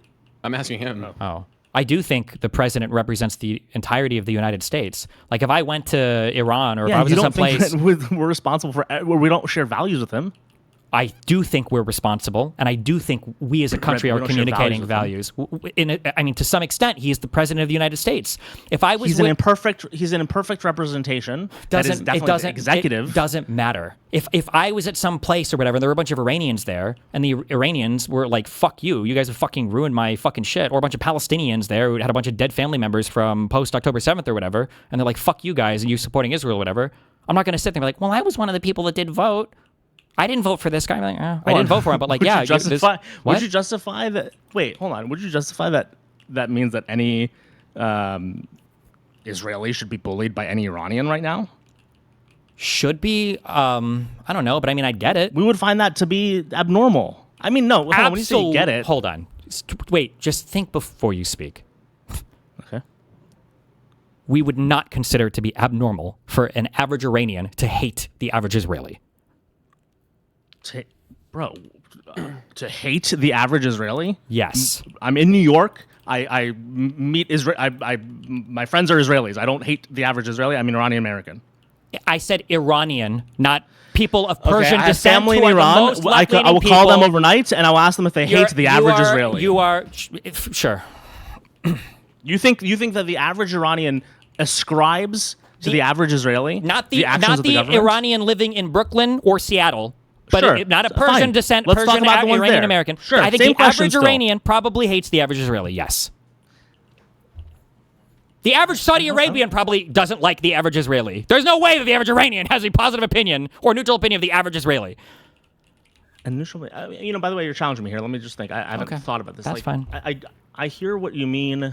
Look at all the countries in Europe. There's one country, well, I don't know now, but there was one country in Europe that had a really, really, really negative opinion of the United States. You know what that one country is? It's Serbia. Why is that? Is that random, or is it because they're the ones that we fucking bomb the shit out of? That's not by accident, right? But hold on. Do Serbians hold individual views about individual Americans? And by the way, I know that, like, again, we're talking about like expression of, or I'm thinking about this in two terms. It's like the expression of views. So as in, would they say something versus what do they feel about the average person? So for example, right now, if I meet a Russian person, I'm not going to necessarily ascribe to them all of the actions of Russia. Now, if we got into a debate about it, obviously, then I would, right? It's like a waterfall, or it's like a stagger of context. Hello? I agree that the average person, if you were to sit them down at a bar and grab a beer with them and have a chat, that they would probably feel differently. But the country as a whole, especially an entire country that is acting in a certain way, presents a view to other countries on the planet, and as a collective, people will have viewpoints of other people in those countries, or at least of the people as a country. Right. The reason the beer thing can happen is because there's this, we know there's a disconnection, right? We know that although generally speaking, we are responsible obviously for Trump. There can be a disconnection to some extent in that an individual person can be fine, but that doesn't change your viewpoint of the people, because the effect at the end of the day is, what is that country doing to you? Say it again? The effect at the end of the day is, what is the country doing to you? Why does that make this different? Because at the end of the day, the only thing that matters is what is ultimately coming down as policy from DC, in a democracy especially. And people are going to feel that America is doing a fuck shit, and they're going to feel some responsibility for Americans supporting the regime to some extent, which they should, which is fair. Yes, but to the extent at which you believed that person had ultimate agency, right, and you'd separate their ability to vote from their ultimate agency, you'd have a different level of disdain for the person. I guess. I don't know what fictitious terms like ultimate agency. I don't know like what kind of weird philosophical concepts we're making to escape like the part of the conversation. Person, we wouldn't ascribe to them all of the things, but we'd go, oh, did you vote? Who did you vote for? Who do you support? What do you do in your life? Obviously, depending on the context, we'd get to know more or less about them, right? But maybe I would view Russians are harder. It's a little bit more difficult when it comes to like Russians because democracies, I think democracies you view a bit differently. Like I don't know if I would feel the same way about the average Iranian or Russian as I would about like fucking the average like Tory or whatever in the UK or Pierre Olivier or whatever the fuck Omidyar, the Pokemon in fucking Canada. Democracies, I think, to some extent, it's your voice to the world, and it's not a dictator, it's not a monarchy. You can't complain that it's just the royal family. Like these are your people that, to some extent, not to some extent, Trump won the popular vote. One time. Oh, so you think 2020 wasn't rigged, loser? I don't know. I feel that this is an example of we would feel differently about different people, and it's on a spectrum, and we know that the disconnection, regardless of the type of government. You're trying to find like these weird little weasel things that are like true but irrelevant. I use the word weasel. I'm just chatting because you're weaseling because you're making distinctions. Hold on. I don't even disagree with what you're saying though. So like, if we were to try to map this onto what we're talking about right now, if you were to ask me, do you really hate? Like, would you refuse? Cute girl messages you and she asks to go out to dinner. If you found out she was part of a college Dems, would you refuse to go to dinner with her? Would you if you were in a league game and you were queuing and you found out 2 of your people were in the college Dems, would you rage quit or feed? No, of course not. I don't hate any of those people personally. But would I, as a representative of destiny, my brand, my political whatever, would I do an event with the college Dems as representing their brand or front-facing entity? No, I wouldn't. But that's different than I hate the individual people. You did proactively express this for several days, so I guess practically express what? Like I think the college Dems have to say something. Silence the complicity. I'll never do an event with them. So yes, you are pro. So I hear you that like yes, you would take context into mind, but the context. Of no, our what do you think? What do you think that you just said there that I said is different than what I just said? What? I didn't say it's different. I'm saying I'm not like objecting to the idea that you would go on a date with somebody. I am objecting to the proactive statements that you're making. I agree that you're a more reasonable person than you might say, than comments you might make on a stream. I hear you. But you on a stream, at least again, the parts that I caught were hot towards the college Dems and hot towards these chapters and did paint a brush. And you did use the example of the Jewish Caucus League as like, oh, more people need to put out these statements or else I won't talk to them. Because it's important. Because it's important to push people to make a statement. Because if I don't say anything, that's what's different. That's my answer to your question. That's what's different about what you said versus what conversation. Why would I not be? I want to make my preferences known publicly so that people have an opportunity to adjust. I'm just saying that's why it's different. That's why it's different. That's what the question I was answering is like you bringing up this whole like, oh, I will use context. Yes, but in this case, you have proactively expressed something that will push people away or make them assume that you will not work with them. Why would it push people away if they really do share all the values that you claim that we do share? It shouldn't push anybody away. I know you hate this.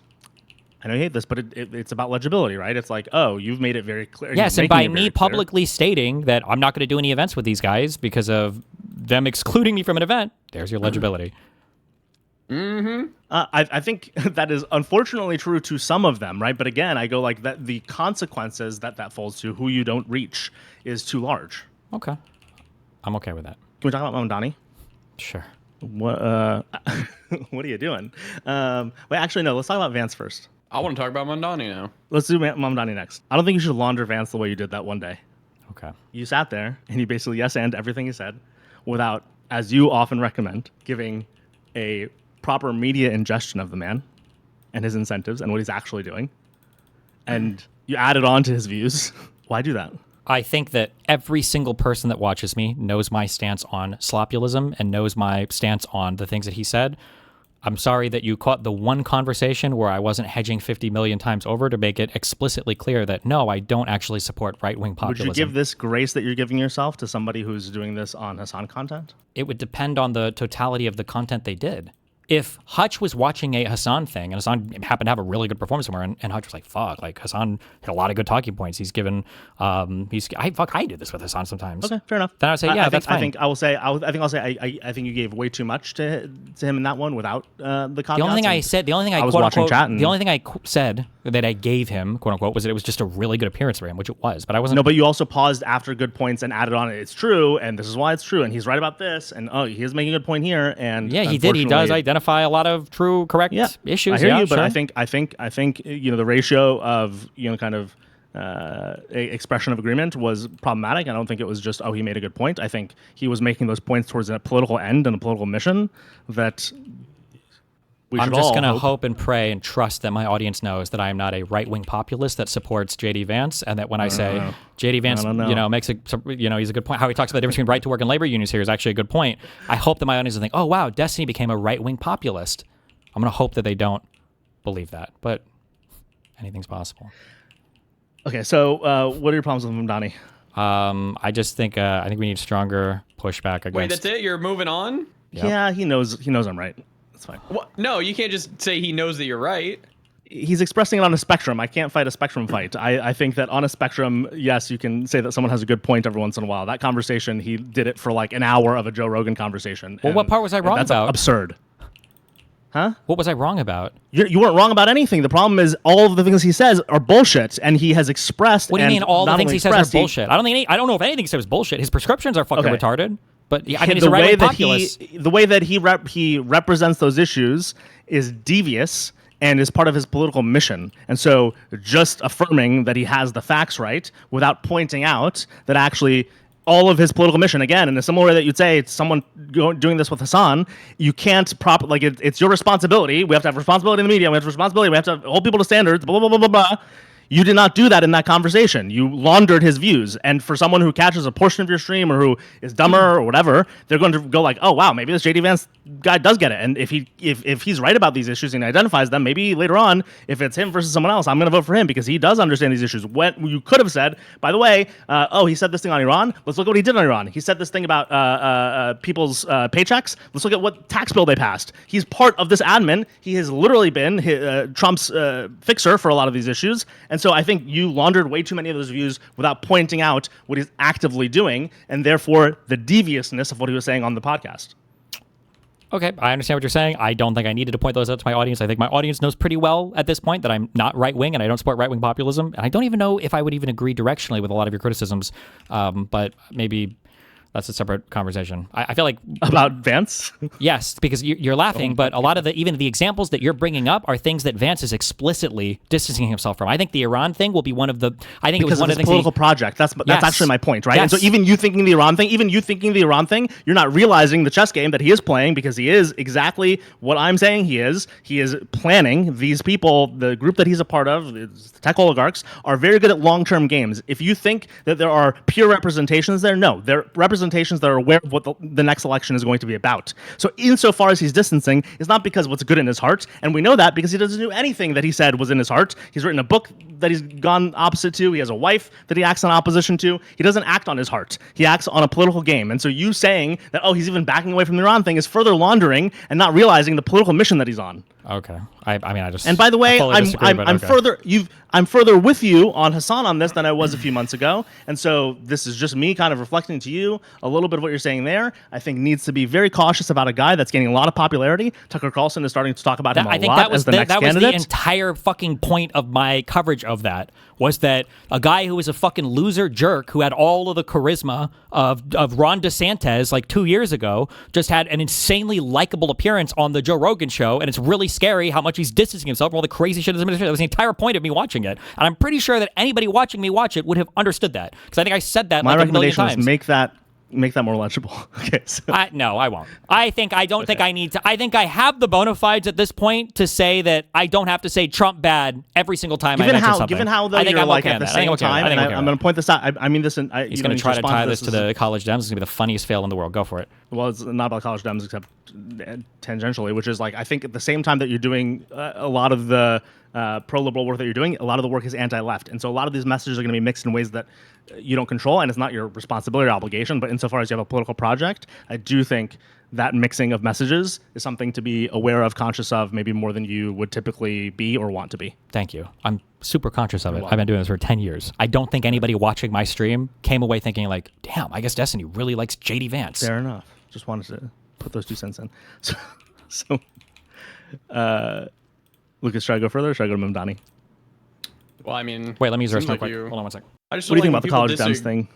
I think Steve can use his platform however he wants. If he doesn't want to fucking what would you want him to do for the political Well, no, not however he wants. So I could support Nazis? Obviously, I wouldn't want to do that. I'll be right back. Well, your vice dear leader will support whatever dealer does. You can use your platform however you want. That's a fact. Yeah. What would you want? As someone who supports him and his political project. Fuck the college Dems unless they put out a statement. It doesn't have to be the whole organization, but whatever individual chapters put out a statement, I think Steve probably should work with them to showcase that like he is willing to work with people who stand up for him and whatnot. Do you think like an individual chapter has a lot of awareness and again, I'm not trying to abuse this word, but legibility insofar as like they understand that fight and what happened versus. Well, if they don't, then they should look into it, huh? It's hard, right? If you look into that, this. All you're going to see is those two yelling about each other, calling each other rapists, calling each other sex pests or whatever else. And like, that is literally all you're going to see. You're going to see like those two absolutely incomprehensible about each other. And so like, it's almost, it's lost on the person who wants to seek out what actually happened. I don't think it is. I think it's lost on people who won't maybe actually put an effort to seek it out. But the knowledge is out there. Fair enough. It's all there in one piece. Disagree, but I hear you. Making any Legos? Playing Lego Star Wars right now, the Skywalker Saga. Oh, fun. That's fun. There might be some people that disagree with this as like a matter of strategy, but in the past, because I'm so humble and so aware of other people's limitations and their media environments or whatever, I have been super, super, super reluctant to push people to support me. I'm almost always okay either getting thrown under the bus. It's a great value of yours. Yeah. I think it has been catastrophic for my career. I think that I should have stood way harder on forcing people to take stronger affirmative positions. About? Anybody, content creators, media people, maybe even political people. I agree on content creators. Do you think political people? I think that the political people is actually smart. It depends. I don't know about political people, but definitely content creators. But content creators, yeah, 100%. Okay. Well, I think that's been a thing that I haven't done in the past. Now, I don't know if this was the reason, and I wouldn't expect him to admit it if it was, but I know of at least a couple people that were emailing Pacman about the stuff that happened, and Pacman for the first time. Who asked? Like other content creators? No. Just like friends and fans. Oh, okay. And maybe that was why. And ordinarily in the past, right, this is probably one of the first times a big event has happened concerning me, where I've been calling out other people saying like, hey, people need to say something about this. People need to talk about this.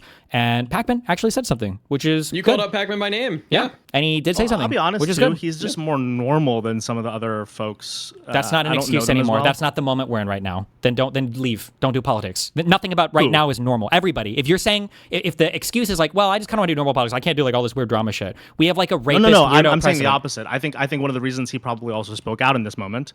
I don't know these other names that well, other than the Snapchat's called, but like it's called the soy pill. That guy, like he seems to have gone in a different direction. Like some of these people are too online versus like Pacman. I think sees the farcical nature of those values, right? Like you not being let in is like on its face for 5,000 reasons. Like even if like going in you think, oh, like the things that you said were kind of crazy, the only thing that they should have done is they should have said, hey, Steven, don't interrupt his event live. If there's a Q&A, you can stand in line. Like that's the maximum that anyone could possibly say and think of as reasonable. Absolute maximum. Because this is, again, college Dems are supposed to be everyone who wants to come to the thing that is not obviously a Republican or conservative should be able to speak or at least attend the event, whatever. That is it. But I think that's because he's somewhat in normal politics where that value being held is important versus online politics where I think the other people perceive that there's either going to be punishment from Hassan and his crew or a lack of viewership or whatever else it is. So I think like the more you get involved with like Bulwark, David Pacman's of the world, I think they're going to be more likely to back you. Only if I force it. I have to make public calls to action on it. Otherwise, people will just sit by and say nothing. That's the majority stance right now. It's the easiest thing to do. Yes. I believe the only reason that David Pacman said anything is because he had multiple people emailing and asking him to talk about it. Otherwise, it would have been very easy for him to just be quiet. Probably, yeah. Is it you making the call to action, or is it people kind of pressuring for it? Like, which one do you think? It's me specifically. Because in the past, what I would have said is, I've said a lot of edgy things online. I can kind of understand why it's like difficult, and I don't want other people to like put their brands at risk for me or whatever. So that's what I would have said in the past.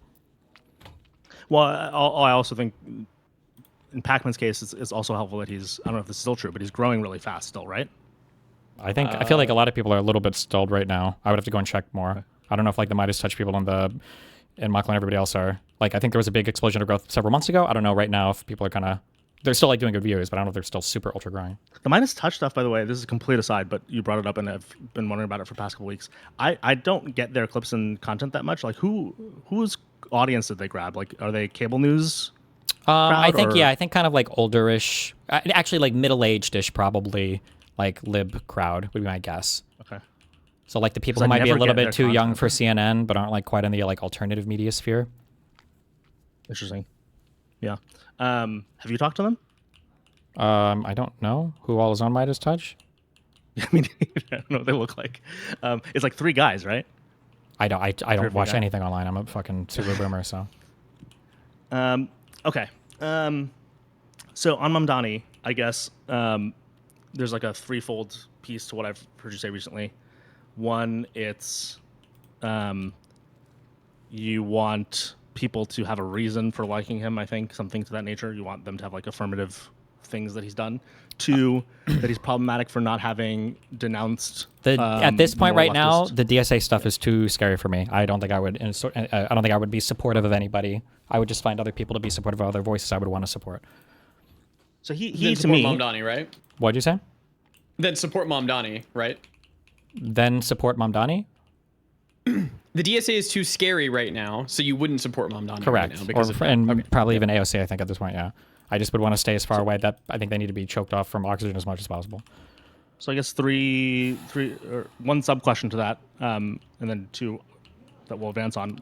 The sub question is, when you say not support, this means not talk positively about, not if there was an election, not support an election. Like, what does not support mean in the case of Mamdani? Or I would probably cheer for him to be primaried, and then I'm not going to glaze him or anything like that. Okay, interesting. And it's the DSA thing is too hot. I guess it like that stance happened so fast. I don't know the logical chain other than you deciding the DSA is too hot. Is that the logical chain? I think there was at least one really weird DSA person that got elected. I can never pronounce her. Was it the Chevrolet or whatever the fuck? Yeah. Person. And then there is the College Democrats events. It was kind of pretty bizarre to me that could play out the way that it did. What does that do with him? Well, I consider these all to be like DSA or Commie ML associated things. The Plattner stuff was really stupid, and then the El Sayed stuff is bothering me. Do you think DSA people have a problem with you? Because I view that event as being like a very Hassan, doing Hassan things sort of thing. I don't know that I've ever seen like the DSA have like a. I imagine most of the people, if they know anything about me, would have a very negative opinion about me. But I think there's like a subversive communist liberals, but like I think there's a subversive communist thing happening in the United States, and I think that the DSA is like the biggest launderer of that right now. So I would want to choke them off as much as possible. So Mamdani is doing a good job of being what I'd call kind of I'd say AOC did this as well, like an adjustment DSA member, as in, kind of campaigned obviously aggressively to the left, but is mayoring extremely pragmatically. And we can go through examples because I know you want people to have receipts, but like before we go there, I don't know if that's like where we would disagree. Doesn't matter, but sure. Yeah. So like if he's doing a good job and he is pragmatic, I would consider him to be a liberal governor, not governor, literally like governor as in a politician, a liberal politician who. Sure. If you want your arguments to survive my feelings, then you need to tell me why this hypothetical doesn't work, or you need to see how you would deal with the hypothetical. Let's assume we would apply all of this to a Nazi, and we would say that there is a guy who is part of the Nazi National Socialist Party of America, but he governs generally as a liberal and blah blah blah. Would you make these same arguments that we should be roughly supportive of him, or no? No. Okay. Well, that's how I feel then. You can tell me why it's not the same, or wait, did my internet die? Hello? No, I'm like it feels obvious to me that it's not the same, so I'm trying to like not just blurt out. Because you're probably not as far away from the radical ML types as you say that. What other than Israel Palestine? What topic do you think I'm not that far away from them on? I don't know, command economy related stuff. Name one command economy thing that you think that I am closer to DSA than whatever. You're dodging the question now. I don't know, Mike. How about things like rent control? I'd hate rent control. I literally, you can probably find tweets about me How talking about public housing, rent control. right for all, decommodification of housing. None of those things. How do you feel about like abolish the police or abolish prisons? I do not support abolish the police or abolish prisons. Didn't I tell you that I almost voted for Cuomo until I got negatively polarized that weekend because I disagree with Mamdani's politics? Then I'm wrong, and I don't know why you don't think these people are a concern then, and you'll have to tell me why. Well, one of the reasons, and again, I'm trying to think through, so let me just give this one thing, and then wait, hold on. Firstly, do you agree that what I just said, these are all like kind of pretty open parts of the DSA platform? I think two things, and one of them we've talked about. Okay, hold on. We're gonna do a thing. When I ask a question, you have to answer yes or no, and then you can explain afterwards. But you have to answer the question, and then. But you have to let me explain afterwards. Yeah, you. I'm not. Why would I ever cut somebody off just because yes or no? I've never done it. Just answer the question and then explain afterwards. That's fine. Yeah. Say it again then. Do you recognize the things that I just said are like open parts of the, like they just publish like a DSA policy platform? I'm pretty sure these things are like open parts of the DSA platform. I haven't read it, but I assume so, yes. Okay. And the two nuances. One is the thing we've often talked about. I think like people who affiliate with these are doing so for a variety of reasons. Politicians for probably real reasons of being aligned with those platforms, but then the people voting for them and who sign up for the party, and I've sent you the data on this, they actually turn out to hold more standard liberal positions, but the DSA has captured them as a label because they either have expressed pain in the right way or they like a specific politician. And if the same thing were to apply to a Nazi party, why wouldn't you hold the same standard? Hold on. If the Nazi party were to draw in a bunch of people that were roughly like liberal, like liberalism, whatever, like traditional conservatives aren't necessarily Nazis, but they feel like their crime grievances. I think my answer is going to wind up being that like the value that the Nazi parties, the counter values or the extreme values of the Nazi party have are so what's what I'm looking for? Were you about to say they were so different from yours, but then you realize that you okay? Then my question is, what part of the DSA platform do you think the values aren't that far away? Because I would consider them to be about as far away as the Nazi ones for me. No, come on.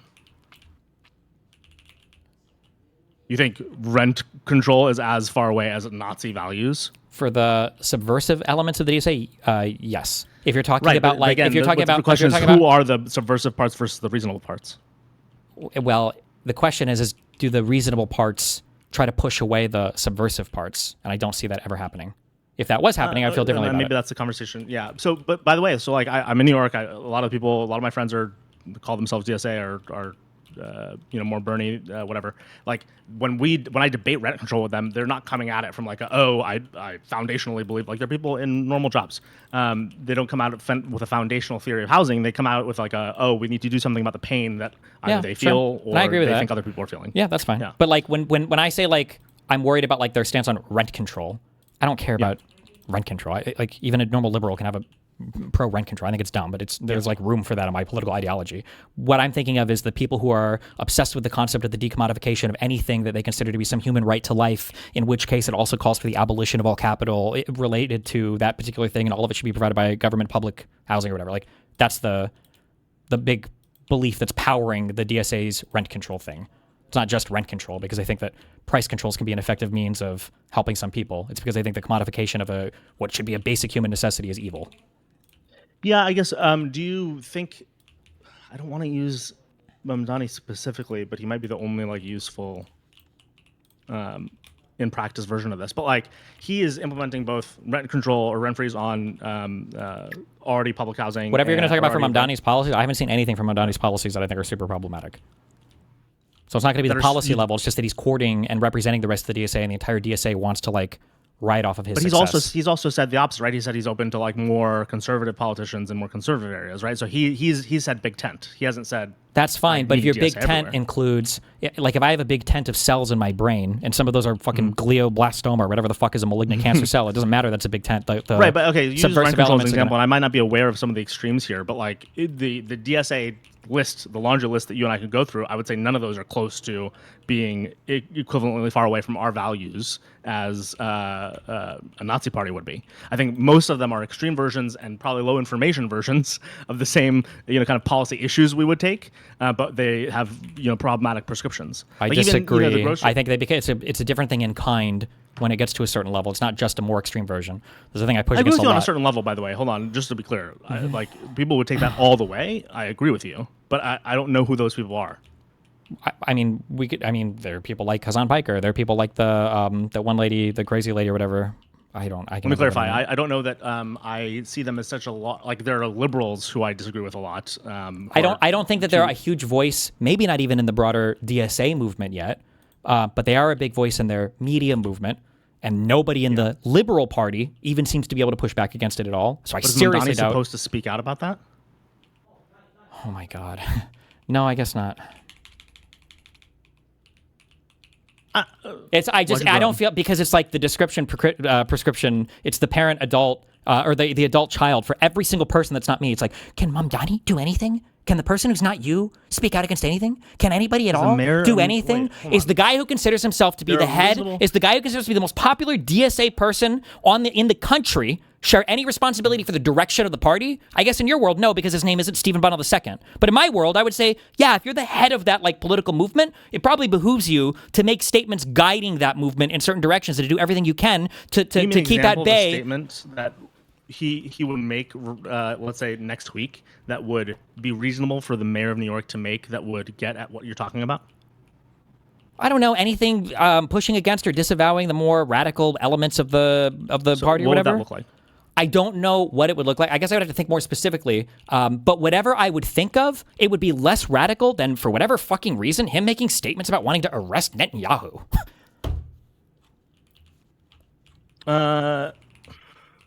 Okay. I still would like to know what it looked like, because the Netanyahu thing is a follow-up from a campaign promise that he made. So description. Describe more for me, please. I don't understand genuinely the description prescription. What do you think I'm going to say if you say that was a follow-up from a campaign promise? Hold on. A person comes in and he rapes somebody to death, okay? And I go, Jesus Christ, he shouldn't have raped them. And you say, well, he promised that he was going to rape that person 3 hours before going to their house. What do you think I would say to that?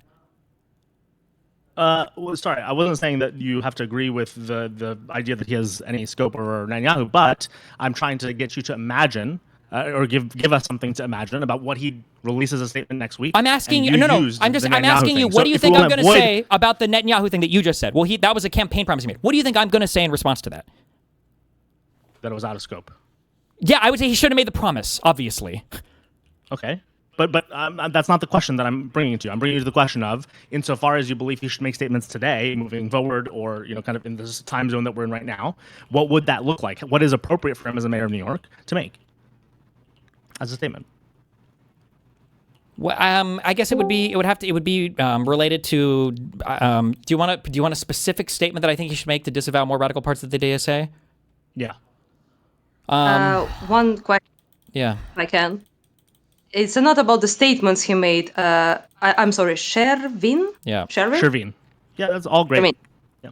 Bean. Yeah, sorry. Is that the question to you, basically? Is he propelled and supported and endorsed at least two people. I think there are three. Dylan showed me the third person, but I think at least two of them are Stalinists that support the entire destruction of NATO, total, basically, isolation of United States from any effect of affecting any countries, basically removing all the bases from Europe, NATO, obviously, at the very least, and all other shit, but that's enough for me personally to bring up right now. Do you think him endorsing those people, and essentially there came to power thanks to him because of his popularity and his political capital, and he's a very, very prominent person with a lot of power right now. So it was his endorsement that led him to let those people inside the, the actual government body, right? So is that not enough? I'd say I don't know.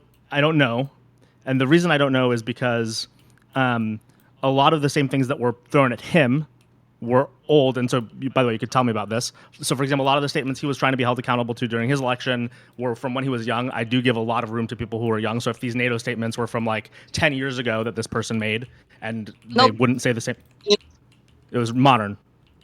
Yep. Okay. And then this is for local races, state races. What were they up for? I'm not an expert by any means of Ukraine, how American Congress works. Obviously, I'm not gonna be pretend that for congressional races. I believe the Chevalier person, right, and the other woman, I forgot unfortunately her name. Federal National Congress, Yeah. That's I know absolutely nothing about. Actively talking about the demolishment of NATO. Yeah, she publicly spoke about it, and also about the one statement that people brought up was really old, was about race mixing. That was like, very old statement. She basically is against race mixing, typical lefty shit. But anyway, I'll admit, by the way, that I saw like some of these headlines, but the past month I've been kind of wacky. Yeah, that was old. So I'm not taking this. I'm surely she changed her mind. Yeah, I mean, I'm memeing. Of course she didn't, but she's not gonna say that publicly anymore. But that was old time. That was like 5-6 years or some shit ago. But all the and you can even read the DSA's official. A friend of mine sent me their actual publicly posted on their website, for example, their politics, considering NATO, considering foreign aid, considering things like, for example, even I think most of them are even against US aid. So they're like, it doesn't matter anymore. It has been cancelled by, obviously, Trump. So who cares at this point? But yeah, it's just that, just open up their platform, read their views up with that concern, for example, NATO, Europe, Ukraine involvement, Israel, obviously, that's a given. That they're against any aid to Israel, defensive, offensive, doesn't matter. But that's a whole other subject. So yeah, those people are the people that he pushed actively into power. So what do we think? Do we think he agrees with those people? Like, I give you 3 points. Point A, he agrees with those people. That's his political views. By the way, his wife is straight up Stalinist. I don't agree with you on his wife. So let's leave his wife out of this. I've done enough reading on the wife. I think attacking the wife is unreasonable. Let's not do it. Oh, okay. So she'll like in October 7th. Real quick. What do you mean when you say wait? Well, no, but I'm just curious. When you say unreasonable, do you think it's because people mischaracterize their views, or do you think because it's not fair to? Yeah. Okay. Yeah, we can debate it. I think it's maybe useful to put aside. Yeah. Fine, let's put the wife out of this, although I don't think that's reasonable, but whatever. We can come back. Sorry, just to be clear. Again, what Steven just says is correct. I'm not opposed to debating the wife. I just think people mischaracterize the statements, so we should do that second. We don't need to bring her into this conversation at all. Like, maybe he has no agreements with his wife. Possible. But anyway, point is that I am memeing, obviously. Yeah. So anyway, point is that he let's not bring his personal life. His wife doesn't matter. Point is that either we have 2 options, right? Either he agrees with those people and they actually shares his views, but he wears a mask that cancels his views because he's politically savvy and he's smart enough not to go around screaming about Stalin, Mao, and proletarian revolution and decommodification and all of that shit that will make him highly unpopular. He's now courting the liberals, obviously, right? So it would be stupid for him to say that. He's not Hassan. So he will present this like palatable socialism. I just want to make the city life better. And he's objectively, apparently, a good mayor so far. So, he's fantastic. Yeah. So see, he got you. So he's and with policies. I can tell you very specifically, and I'm happy to, about why. And by the way, again, just to be clear, he's okay. The idea that he's done some fantastically amazing job is not. We still have time to. Sorry, let me put it differently. For the amount of time he's been in, he has so far done what I call an A-level job, and that is across a variety of initiatives around childcare, housing. Even policing. He's added to the police force. He's kept in Tish. He worked with Hochul on childcare. Like he has a fantastic. Sorry, go ahead. Sure. Why he's propelling people? I have nothing to say about his actual policy in New York. That's not the conversation. Yeah, I'm just reacting to Steven. I'm just saying that why then he endorsed, propelled, and completely supported people like Daria Liza. So this is the person with the NATO opinion, or the the other one is basically the same opinion, but I just know more about this one. So because Trek Ukraine posted a lot about her. So Yeah. So why? I think probably two things. One, I don't think he disagrees probably with her as much as you and I would. So I think there's I don't know if it means though he would support literally what she believes, right? But probably it's closer. So I'll acknowledge there's probably closeness there.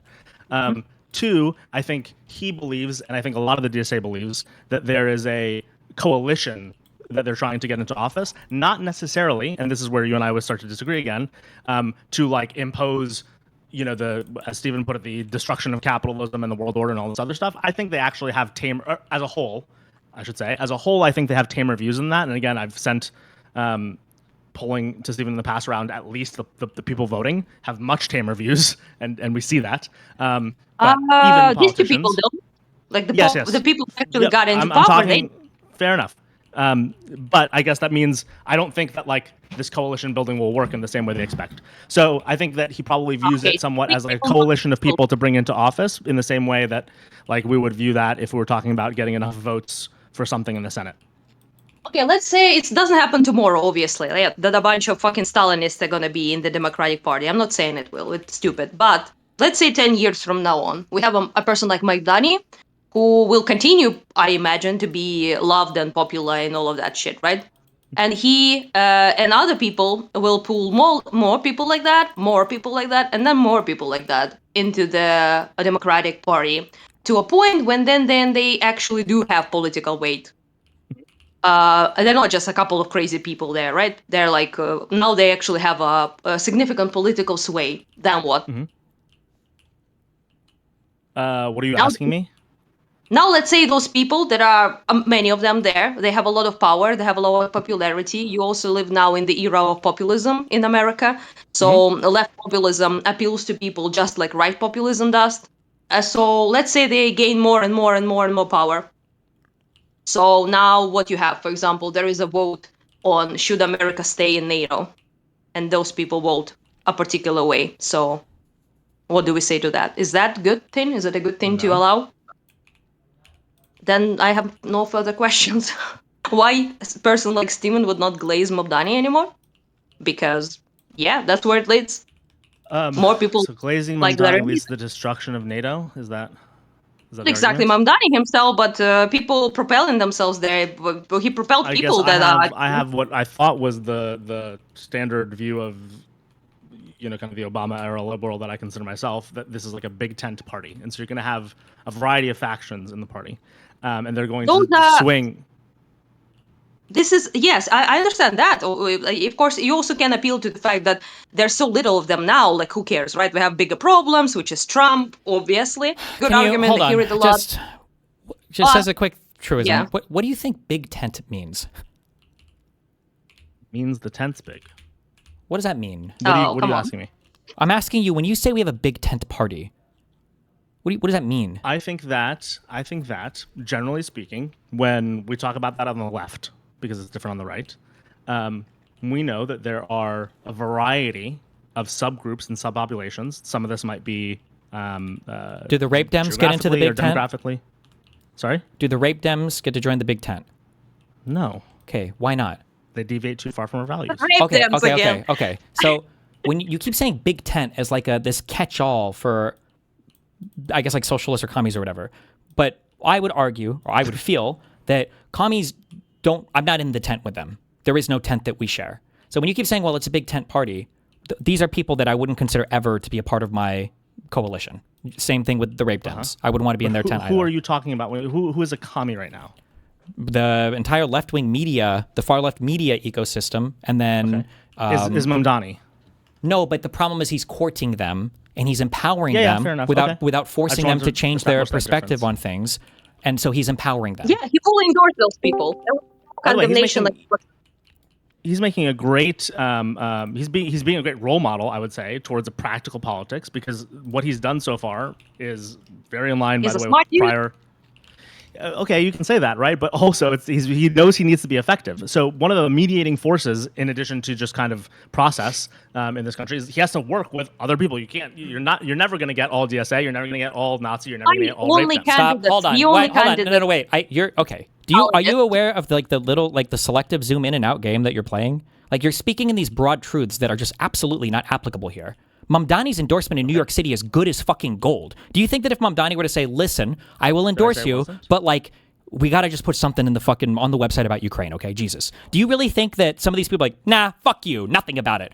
If that was the case, then that says either one of two things. Either one, they have a very principled commitment to that position, or that would just mean that they must have a very principled commitment to that position then, right? So why? So when you tell me you're speaking these generalities like, well, you have to bring in a lot of different people and blah blah blah blah blah. Mamdani's like a kingmaker for New York politics right now. He doesn't have to do that. You're saying this like he's beholden to whatever. He's not. He's a kingmaker right now. Wait, I guess I'm reacting to a lot of things. So I'm not the one zooming in and out, right? I was asked about like what happens in 10 years if NATO is destroyed because these people have taken over the party. So you are the one zooming way too far in, not me. What? The argument is that if you're courting the argument is that if you're courting extremists and you're not capable of saying no to them, and what's more, you've lent them your political power, and once more you're courting them while, in your own words, you're ruling as an effective moderate, you are building so much credibility up for these people that don't even deserve it because they're getting it off the back of your moderate. Well, that is what we're talking about. That's what everybody's talking about. That was already the zoom out, right? But the zoom out was about the idea of NATO being destroyed. So yes. We're talking. Wait. Why is that so hard to understand? Are we talking about like one candidate at a time or one policy at a time? That's different than if we're talking about whether or not they will take over the party. Because, for example, do I think Mamdani is a sign that in 10 years? Hold on. Do you think that? Hold on. I'm just curious. Hold on. Wait. Do you think that? I understand that Anna's. No offense, Eastern European, okay. Do you think that her point was that Claire Valadier or whatever the fuck is going to come in and put on the floor the fuck NATO bill and end it in a few months? Do you think that's what she meant? I'm speaking in those generalities because I think she's making a point about a longer time horizon. Obviously. So yes. Why did it that's take why us so I'm long to reacting get... in a longer time horizon. I don't know why you're upset about that. Well, first of all, the way you were the one who made it about like a specific candidate who has a specific policy issue that Mamdani isn't forcing something on. I'm making the zoomed out. I'm addressing the zoomed out point. The zoomed out point is that there are coercive and subversive forces in the party, and you can see that in particular that Mamdani is courting them without forcing any policy changes. That's the particular specific example, and then the long term is what you think would happen. If we want to use that as the example, then we have to talk. Then now let's zoom in. When you say he is courting them, and when we say the word court, he literally brought them to the. Let me just add some context here. Like I've got some quotes up to support Anna's point here. Right. We're gonna give you like 2 minutes, both of you, because it's supposed to be Steve and Sherveen. Just a heads up. Yeah, I'm out. Okay, I said what but if you endorse somebody that says after the invasion of Ukraine, the Cold War ended and we've been bullying Russia ever since, do you not think that person that you're endorsing is also partly speaking for you? First of all, I think whoever said that is fucking stupid. Yeah, exactly. Is the person. Got it. Do I think? And what was your? Do I think that they're speaking for you? If you endorse somebody with such a radical view, do you not think that radical view is kind of then something that you're supporting by endorsing that person? I'm going to say this carefully because I don't want the reaction to be so extreme. I think it depends. Well, look, when I voted for Mamdani, hold on. When I started to talk publicly that I like Mamdani and that I was going to vote for him, in comparison to my alternatives, Steven, since you decided to laugh, do you think I was endorsing that I have all of his views? Yeah, but these are known views. Wait, hold on. Sorry, I want Steven to answer the question. Right? Just real quick. Can I just let me speed run this real quick? I'm going to say no, not necessarily all of the views, but there are some views that you might potentially endorse. You'll say, well, how are you supposed to tease those out? And then I'm going to say, well, look at the example you gave with the college Democrats. Them banning Destiny wasn't enough for all the national chapters to take a position, but if they were to ban black people, that would be, because according to your phrasing, well, that would be too large a deviation away from the beliefs that I hold to be true and important. So if Mamdani comes in and he also has a view that there needs to be a New York City day to celebrate Islamic heritage, you might not support that, but you might still support him for broadly the rest of his politics and the rest of his policies, and that'd be fair. But if he had a viewpoint saying today is going to be the national day of kill women, you probably wouldn't support him because that's such a deviation. It's such an impactful thing that I would say you wouldn't endorse him. Yep. So now we need to get 100% with everything you just said. So the reason, tell us, when did this person, you said right after the invasion, so this is... Yeah, I mean, she did What year did she say this? Just afterwards, so in 2022. She did update, by the way. So let's quote her again. I would not use much of the language I used back then today. I now believe it's deeply important to use unifying, accessible kind of language. She didn't take back her position. She just said we've got to be more careful with how we say things. And this is really scary. It looks like the Tea Party version going on in the Democrats. And sure, looking at the bigger picture over a longer time, oh yeah, maybe we have a few years to wait. But the longer you wait, the deeper the rot. It's much easier to sort this out earlier on by recognizing it early on. So I want to, hold two things to be true here. The first is really, really important, and I've tried to express this, and I don't know if I've unconvinced or convinced even of this over time. But when I first started to chat, I share the concerns that this room seems to have, and I have long lost friendships and business relationships over this concern. The same way I have on the fighting with my industry in tech, but on my friendships and my political friendships, I am very concerned about the left. I've hated Bernie before anybody hated Bernie because I paid attention to politics all my life. I dislike kind of where the left is taking some portions of the party. I see it as reasonable. Or I can, kind of understand why it's happening in a lot of different ways, and so, can rationalize that. So I think of it as a healthy mission, the thing that you mentioned, of rooting this out or preventing it or beginning to mitigate against it. I agree with that mission. However, this is the second piece. I disagree that the way to do that is to just chomp at every bit against these individuals, because just like the right and just like the old versions of the left, there will be disparate parts of your party. And so part of what you have to do is have the big tent. And having the big tent means you're going to hold some people with some views, and you hope to contain them that you disagree with. So this person has two statements that I don't find, hold on, these two statements are not so extreme that I think, this is like the red line for me on Mamdani because he endorsed this woman. These two statements as a whole seem to me to be a version of she's an idiot, but she doesn't even have a fully formed opinion, that I, like her opinion is just dumb. It's not even fully formed. Well, they seem pretty concluded. She doesn't finish with a question, right? She finishes with a conclusion. And but she doesn't, it doesn't sound like she's making a lot of statements on it in general. She clearly wants the abolition of Mr. Riffs. We're going to get this back to just them two. No, there is a clear difference between people wanting certain policies and being able to discuss policy, and there being an ideological bent that basically means your own political destruction. And that's what these people are after. I'm all for a broad church, or a broad tent, however you want to describe it, right? I mean, my politics is fairly left-wing sometimes, but on the ideological side of things, you have, if the other person's not pluralistic and willing to listen to your position, you can't be in the same tent with them. I agree with that. Okay, I actually think this is one of the things about Mamdani that I think he's shown. And again, the endorsements is one thing. But if you look at his politics, he's working with a governor who they started off, kind of in a questionable place from the relationship perspective. He was working with a police commissioner where he started off in a questionable place. None of this matters. You're not pluralistic if you incorporate people that aren't pluralistic, no matter how many other types of people you have incorporated. Say that differently. You can't say this person is willing to work with a whole bunch of people if some of the people he's willing to work with have the life goal of eradicating every other aspect of the coalition you're building. That's not like a cute, clever cheat code in order to call yourself pluralistic. Eradicating every other part of the coalition. That's what she's after. He's back. I know that we perceive it that way. It's not perception. It's really clear. She's now speaking more carefully. But she's even admitting to that. She wants a change of language. We always say this. She's now speaking more carefully. I think a lot of young people say a lot of things that they disagree with later in life when they become adults. What about October the 8th? The day afterwards, she was celebrating what Hamas did. Terrible. I mean, you can't have. Can you link me to that, please? I will do after our jump off. But can I guess that it's going to be something where she expresses some solidarity for Palestinians and was not cheering for whatever happened on October 7th?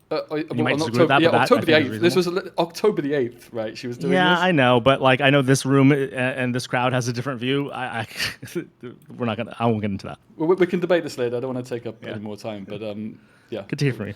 But I like riffs. Hello? Yeah, go ahead. Oh, a lot of sounds just happened.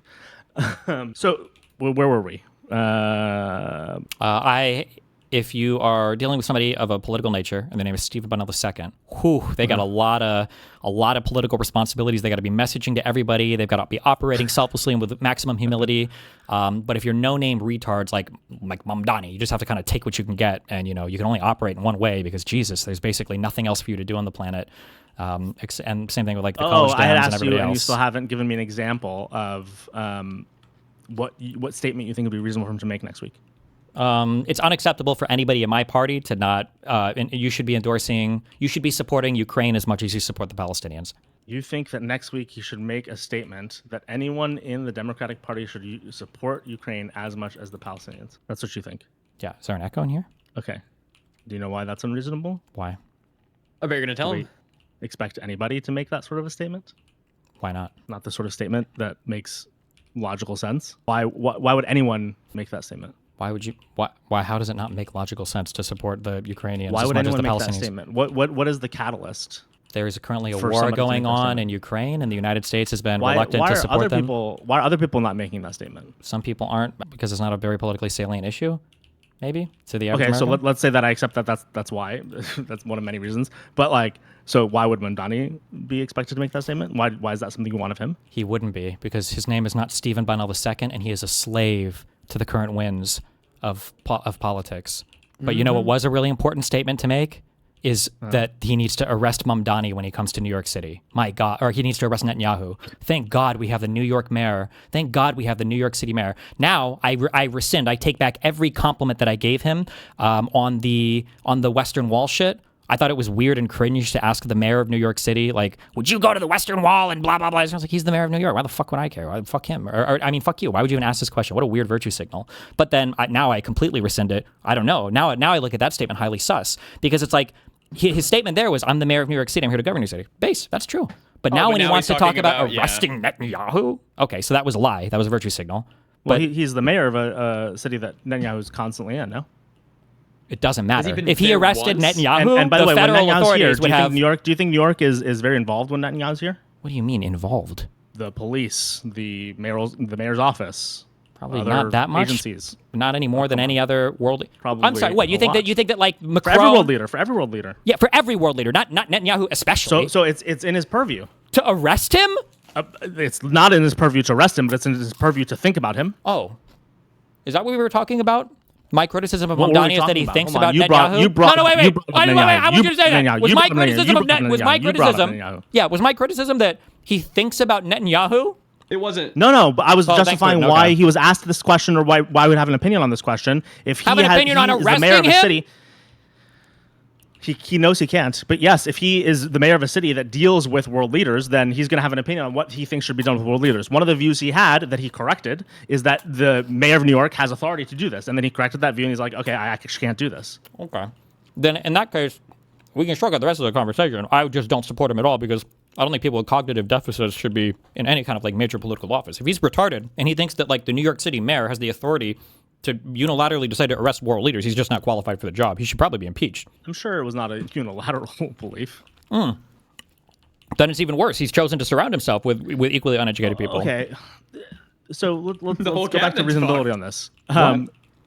He again, from what he's done so far as mayor, has done a good job. So the endorsements to you represent what you believe is an underbelly intention. Hold on. Or a lack so of willingness to address the underbelly. do you agree that it would be fair?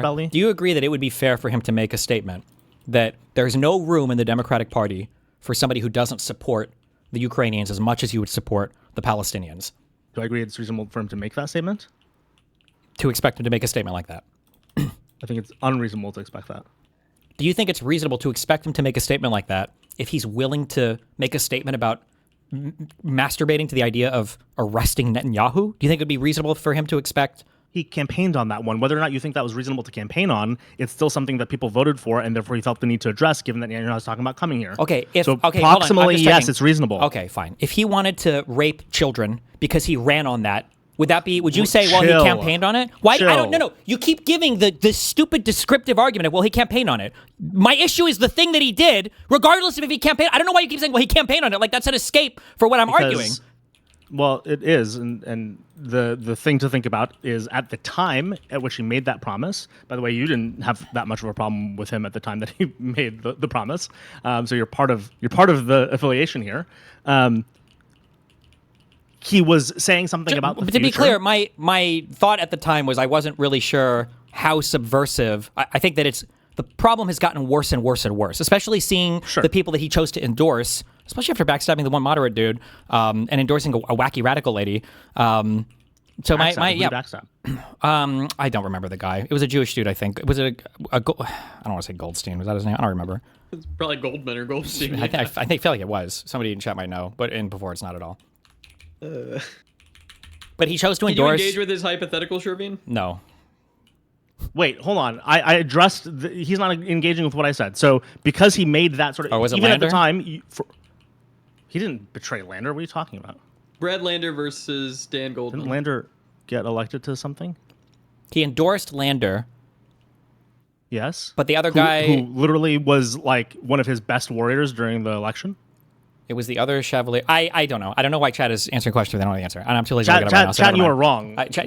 People just start typing random names because they're fucking memers. Okay, and that's okay. So again, because he said something about the future, it's reasonable for him now to address what he said about the future, including with his update on his priors. And again, at the time, you might or might not have thought of this group of people subversive or not, but either way. Did he say at the time that he was going to arrest Netanyahu? Did he say that at the time? Yeah, something like that, yeah. Something like, okay, I agree with the ICC. It's important if he said it or not. Let's look. He might have. I just don't remember. What did Mamdani say about Yahoo during his campaign? What model and motor are you using? Oh, boy. Google. Mamdani backs off pledge to arrest Netanyahu. No, you got to go before. BBC. Well, I know, yeah, but maybe the BBC should have something in here about his pledge, right? All right, New York City mayor who previously pledged to arrest Benjamin Netanyahu if he visited the city now says he does not have the authority to do so. So yes, the BBC is reporting that they pledged it. And so he is updating the people who he owes a responsibility to with an update on his priors and an update on what's going to happen. So it's a reasonable statement to make. Okay. So he vowed to back Espaillat, I guess, and now he decided to endorse the Chevalier or whatever person instead after he was originally going to back the other person. This was a drama thing that came up over the endorsement thing. What? Can I get a link? Oh, it's in chat. It's not that big of a deal. You brought it up. Yeah, I did, but it was part of I don't think that if he's going to make statements about arresting Netanyahu, then he can make statements about supporting Ukraine. If your answer is just going to be, well, he brought this up as a campaign pledge, then I would just back this up one more and I would say, well, he shouldn't have made that campaign pledge, and he should have made a campaign pledge to say we should support Ukraine as much as we support Palestine. And this, what is this in response to? Like, have you ever masturbated to like special education porn where there's actual drillers? No. Okay, Stephen, can we tone it down there? I was just asking. Can you respond to his question? Sometimes I like to drool on myself when I'm masturbating because I can like lubricate myself and like have like the special ed experience at the same time. He asked you a question. Please respond. I'm sorry. What was the question again? What was that? You do the weirdest like English interrogation, like basic language stuff as soon as like you're asked a very obvious question, and it's just like so fucking retarded. I don't understand. Yeah. Please re-ask your question, Sherveen. I don't remember. And it wasn't important. My question was it not reasonable for him to endorse Ukraine and to say that we should support Ukraine as much as the Palestinians? And then you switched from what we're asking about is morally, what would we prescribe him to do? What ought he do? But as soon as you don't like the moral prescription, you switch to, well, would it have made political sense at the time to do that particular thing? When did I say it was moral? That wasn't a moral question. That was a practical question. That was not a moral question. Do you think? I'm sorry, it was a normative talking about question. Ukraine? No, morally he can do it. Morally, he can do it. Steven, morally, I'd be fine with him doing it. It was a practical question. What would it look like? I asked you what it would look like. No, we weren't asking what it would look like. You asked me what is the statement that he should make. Make. What is the statement he should make? And I told you that's the statement that I believe he should make. Hold on. Okay, when I asked that question, what I meant is, what should it look like? When I asked what should it look like, I meant practically, because what is expected of him, what is a normal statement for him to make, what's in his scope? So give me an example that makes sense. I don't know, on the holiday of the fucking Eastern Europe, he should come out and say, we should support Ukraine as much as we support the Palestinian, because an injustice anywhere is an injustice everywhere or some bullshit. Even throw an MLK quote in there. Okay, I would be fine with him doing that. Okay, well, he won't. And that means that you don't like him. You asked me for an example of the kind of statement that he could make. And I gave you an example of a kind of statement that he could make to show that he's exercising some control over the more radical aspects of the people that I'm worried about him courting, because I believe them to be subversive elements of the Democratic Party. And that would demonstrate some level of control and not a level of just inviting subversive forces into the party that are going to destroy the party from within. So you are now looking to him to enforce a silence is complicity. So hold on. So you think that silence is complicit? Hold on. When you say complicit. What do you mean by complicit? The trap? Let's answer the question. Well, when you say trap, do you think that we ought to be trapping each other in the conversation? And if we're not trapping, this is him mocking me? Okay. Can you trap with silence? And if you trap with silence, are you complicit in trapping? Why are you laughing at my question? I don't know. I'm enjoying talking to you. I like the intellectual direction we're headed in. Are you going to answer his question? Could you ask it again? I don't remember it. That it wasn't important. So going back to Mamdani here, I mean, so again, he gets into office. He has been collaborating with a lot of individuals across the aisle or within the Democratic Party, across the liberal portion of the spectrum. He is being extraordinarily pragmatic and, kind of, with the bus stuff, for example, he knows he can't change the fares, so he's, kind of increased routes. He has done stuff to help people get licenses and loans for small businesses and bodegas and things of that nature. Childcare, he's getting through in phases with Hochul. He's showing a very practical politics. Now, when he brings other people in, I think there's a sense to which, again, groups within the party are always going to seek to change the nature of the coalition, right? And so I think it's also important to recognize that coalition can be a coalition of tons of different things. Like coalition could be political parties. Coalitions could be like baskets of fruit, or a coalition could be like a coalition style government. And then for government, there are different styles of government as well. Like monarchies are technically as a style of government. Feudalism, I guess, is more of an economic thing. And economics is also a major you could have in college. Hello? Is he done with his tantrum?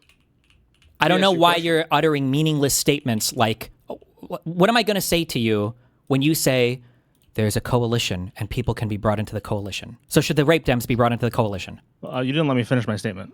Okay. I'm almost certainly going to be asking exactly that question when you're done. But I look forward to you on the fly trying to navigate out of me asking that question as you try to think of a way to rephrase your question, because that's exactly what you were implying. But go ahead. Go ahead, Sherveen. Okay. So I think in building that, there are certain portions that we do or don't know that he would agree with, and some of this has to do with what he believes will happen next, right? So I don't know that, for example, by the way, if someone could send me a link about this person's stance on NATO, I can't quite triangulate from the few results I've seen. I don't think he thinks this person is going to result in the end of NATO, and I don't have signal that he wants the end of NATO. And so when he's building this coalition, does he agree with every statement this person has made? Does he know this person, is he asking questions behind the scenes? There are lots of things that go into an endorsement, I think. Indubitably. And so, do you not want to talk anymore? I'm agreeing with you. Go ahead. Okay. And so, ultimately, if I see enough signal that he's actually endorsing enough people who have the same exact pattern, for example, 5 people who are going to be sent to the actual National Congress that would all vote for the destruction of NATO, I would very much agree with you. I don't see that yet. Now, again, how many people did he? Was it just 3, or was it more, or was it 5? How many people? But do all of them support the destruction of NATO? How many did he endorse for Congress in New York? If you guys are, I could have done this already. Let me ask an AI that's actually good. Hold on. Was it 5? And he was 5 for 5? I thought it was 5, but I feel like I've heard 3 for the Congress congressional race. It might be 3, and I might be thinking AOC's 5 for 5. Come on, go. Hold on, we're asking our robots. This is going to take 4 to 7 minutes, but it's going to be really good. Oh, don't worry. Grok thinks so much faster. I'm about to outdo you with Elon's robots. Gemini going. No, thank you. No, 1 second. I got Gemini Pro. It's not going to be good. 7 minutes? Jeez, what is that? They're outsourcing that to a human. That's a human that's typing that 100%. That's an AI, actually Indian. All right, what do we care about? We care about congressional endorsements included Brad Lander, Dariliza Avilia Chevalier, and Claire Valdez. How many won? All 3 won. And 2026. Let's decide what we care about understanding. So NATO and their stance on NATO, Ukraine, Russia, and their stance on Ukraine, Russia. Anything else we want to check on in terms of? Was that part of the question? Huh? Wasn't he just wondering who won and how many won? Oh, but I was making a point that if they have a collective opinion, for example, all of them were against NATO, then I would begin to worry. But I don't see that, right? So, again, I think when you build a coalition like this, when you're a politician building a coalition, you're making just like we've talked about on the left side, you're picking based on what you think someone's scope is and what you think their overall impact is. And so you're going to make different choices based on that. Both Valdez and Chevalier ran as explicitly DSA candidates. The DSA takes a strict, formal anti-imperialist stance that calls for the USA to withdraw from NATO and advocates for the eventual dissolution of the alliance, viewing it as a tool of... Brad Lander does? No. That's Valdez DSA. and this is why this Chevalier. is not useful. Lander represents a slightly different lane on the progressive left. While heavily critical of standard U.S. foreign policy, Lander has traditionally operated closer to the mainstream progressive leaders like Bernie Sanders and Elizabeth Warren. He wants to cut Pentagon. He does not share the strict anti-NATO abolitionist stance of the DSA. Ooh, there we go. So, only 2 out of 3 want to get rid of NATO. And do the two actually want to do that? Because your statement said that the DSA has that stance. Do they have that stance? DSA stance is cucked as fuck. While neither candidate made dismantling NATO a cornerstone of their individual platforms, focusing instead on domestic issues and calls for ceasefires abroad, their alignment with the DSA's national foreign policy program indicates deep skepticism towards NATO expansion and U.S. foreign military entanglements. Right. So I'd want to see statements again. All of this would give a lot of credence to the idea that he is promoting a thing that I think will actually these happen. statements in a row are bad enough for me. So this is just from his campaign site. This is Brad Lander for Congress.com/issues. I'm just borrowing from the middle of this paragraph of bridges, not bombs. He said he's had the courage. Oh, wait. Well, I'll just read this whole paragraph. New Yorkers' hard-earned tax dollars should not be going to fund forever wars and human rights violations. Okay. Whether by foreign leaders or American ones, Brad believes we need a foreign policy that emphasizes global peacemaking over militarism. Okay. That defends human rights and international norms, and that defeats authoritarianism globally through alliances that address inequality and poverty. Okay. He's had the courage to stand up for these beliefs throughout his life, for freedom, for Soviet Jewry against the war in Iraq, and to stop Israel's occupation of Palestinian territory and the destruction of Gaza. Brad knows that Israelis will only be safe and free when Palestinians are free and safe, and vice versa. Brad will fight to rebuild USAID, save lives, and protect civilians from Ukraine to Sudan to Venezuela. He will push back against an imperial presidency, whichever party is in power, and restore Congress's constitutional role to set foreign policy, and help craft a new democratic foreign policy that does better to build bridges at home and abroad.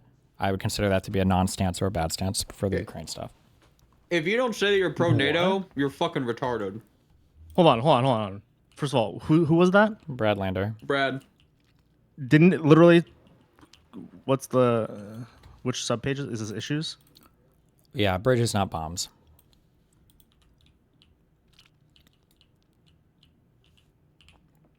Brad will fight to rebuild USAID, protect civilians from Ukraine to Sudan to Gaza. What's your problem with this?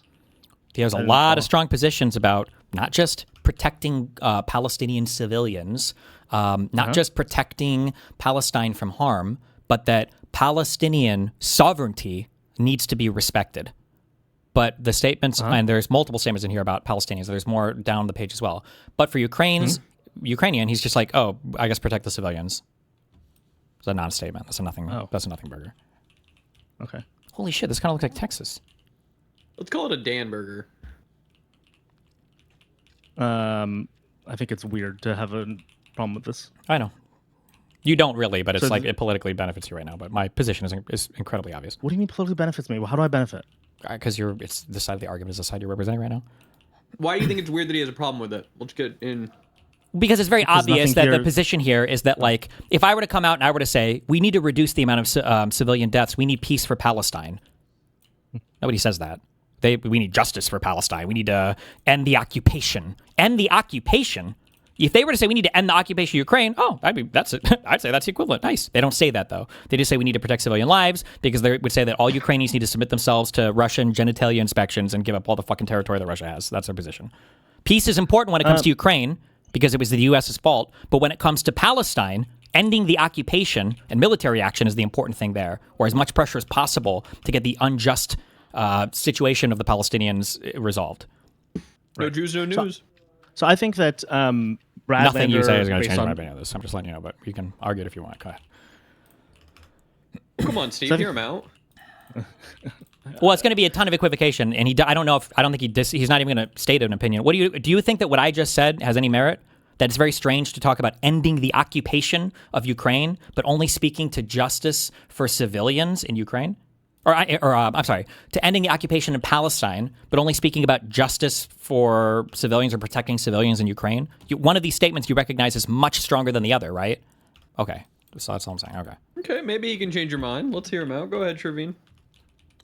I think in a lot of your expression of not liking the statement is a judgment of, and I'm not yet judging the judgment, so let's go one step at a time, of the people who find a lot more reason to speak out, including Bradlander, about Israel-Palestine versus Ukraine-Russia. There's two things that I'd say to that. The first is, I generally think this is a bad argument. This statement on this site, generally speaking, doesn't represent a movement of the party to destroy NATO whatsoever. And I've listened to a lot of Bradlander. I don't think he'd at all do that. It literally says that he wants to rebuild U.S. aid. So I think you generally have a bad example here. Bradlander does not represent a movement to some destruction of the liberal left. The second portion is, and you say this all the time, we've talked about it a little bit in the past, but like you don't believe that people actually care about Israel-Palestine. You're about to hear a whole bunch of description, by the way, for Bradlander. That's what he's about to do. He's about to describe the political environment, and he's about to say what statements it would make the most sense for Bradlander to make in order to win an election. And there's going to be no prescriptive statement here. It's always descriptions and what's the least they can get away with. But go ahead. And I've described to you in the past that I think that imperfect expression in a lot of cases, whether it's liberals, whether it's people on the right, of what people believe. I do believe that people care, whether they should or shouldn't, more about Israel-Palestine. And I didn't think they actually care. I know in a lot of the cases you say something like, oh, they don't actually care about this. This is just a way to advance their political agenda. I believe that's true of some politicians or some people in the media. So, for example, that's true of probably Hassan. I don't think that's true of Bradlander. I don't think that's true of probably all members of the DSA. I think a lot of them. True? Do you have Well, I have as much proof as believing it's not true, which is, I think the reason Stephen believes it's not true is because he thinks he's not seeing like a type of action. And by the way, I might be wrong, so you can tell me why.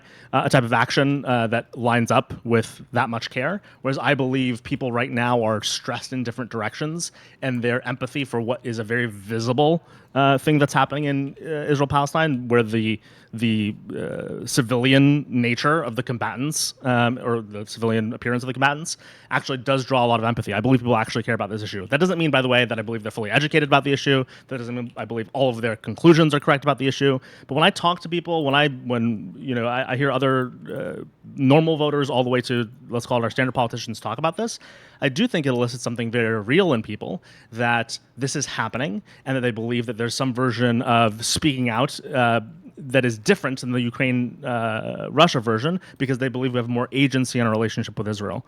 I don't think it has to be complicated, right? And so there might be a bunch of assumptions they have that are incorrect, or where this belief comes from might be complex or confusing, but I think they actually care. And so when you combine that with the timing of an election and kind of the ability for us to impact the funding of a war or whatever else in our relationship with Israel versus what's going on with Ukraine and Russia, I think it's reasonable for Brad to have the statement as it's laid out on the site. But broadly speaking, I just want to say that a random person, like a random voter, I understand what you're saying for. They might feel like they have more agency in protesting, et cetera, around Israel, but a politician should know that they have as much agency as they do with Israel as they would with Ukraine. Well, they don't, depending on the politician.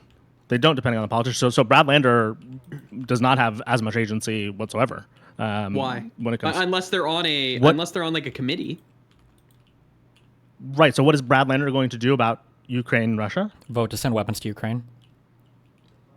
Do you think he wouldn't vote to send weapons to Ukraine? I'm not sure.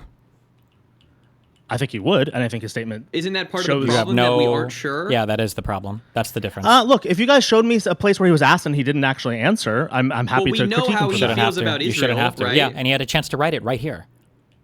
We know how. We know he would vote to not send weapons to Israel. Why don't we know how he'd vote about Ukraine?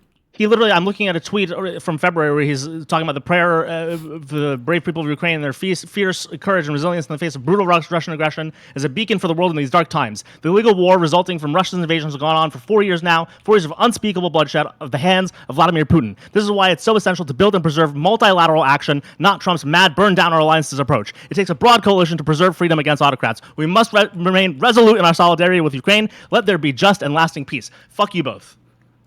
Do you think that? Do you think that? Do you think that the United States of America? I put it in chat. Do you think the United States of America is an explicitly Christian country? Were we founded with Christianity as like a part of like the framework of our Constitution? No.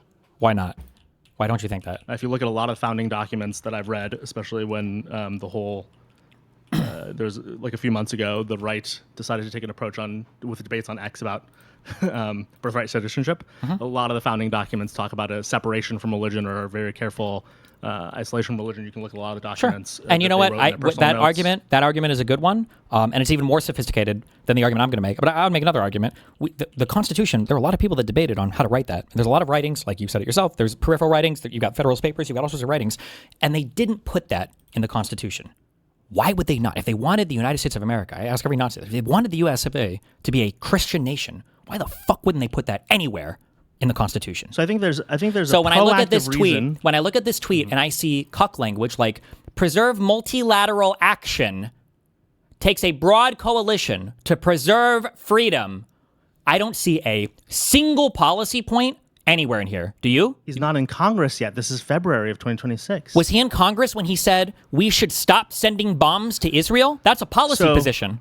Do you acknowledge that? Hold on. Do you acknowledge they're equivalent? They're equivalent. Okay, you're wrong. You're just wrong. If all he said was we should stop sending bombs, like it's equivalent to we should stand resolute and do everything we can for a country. But let's assume if somebody said we should take multilateral action for Palestine and Israel, you think the DSA members would accept that position?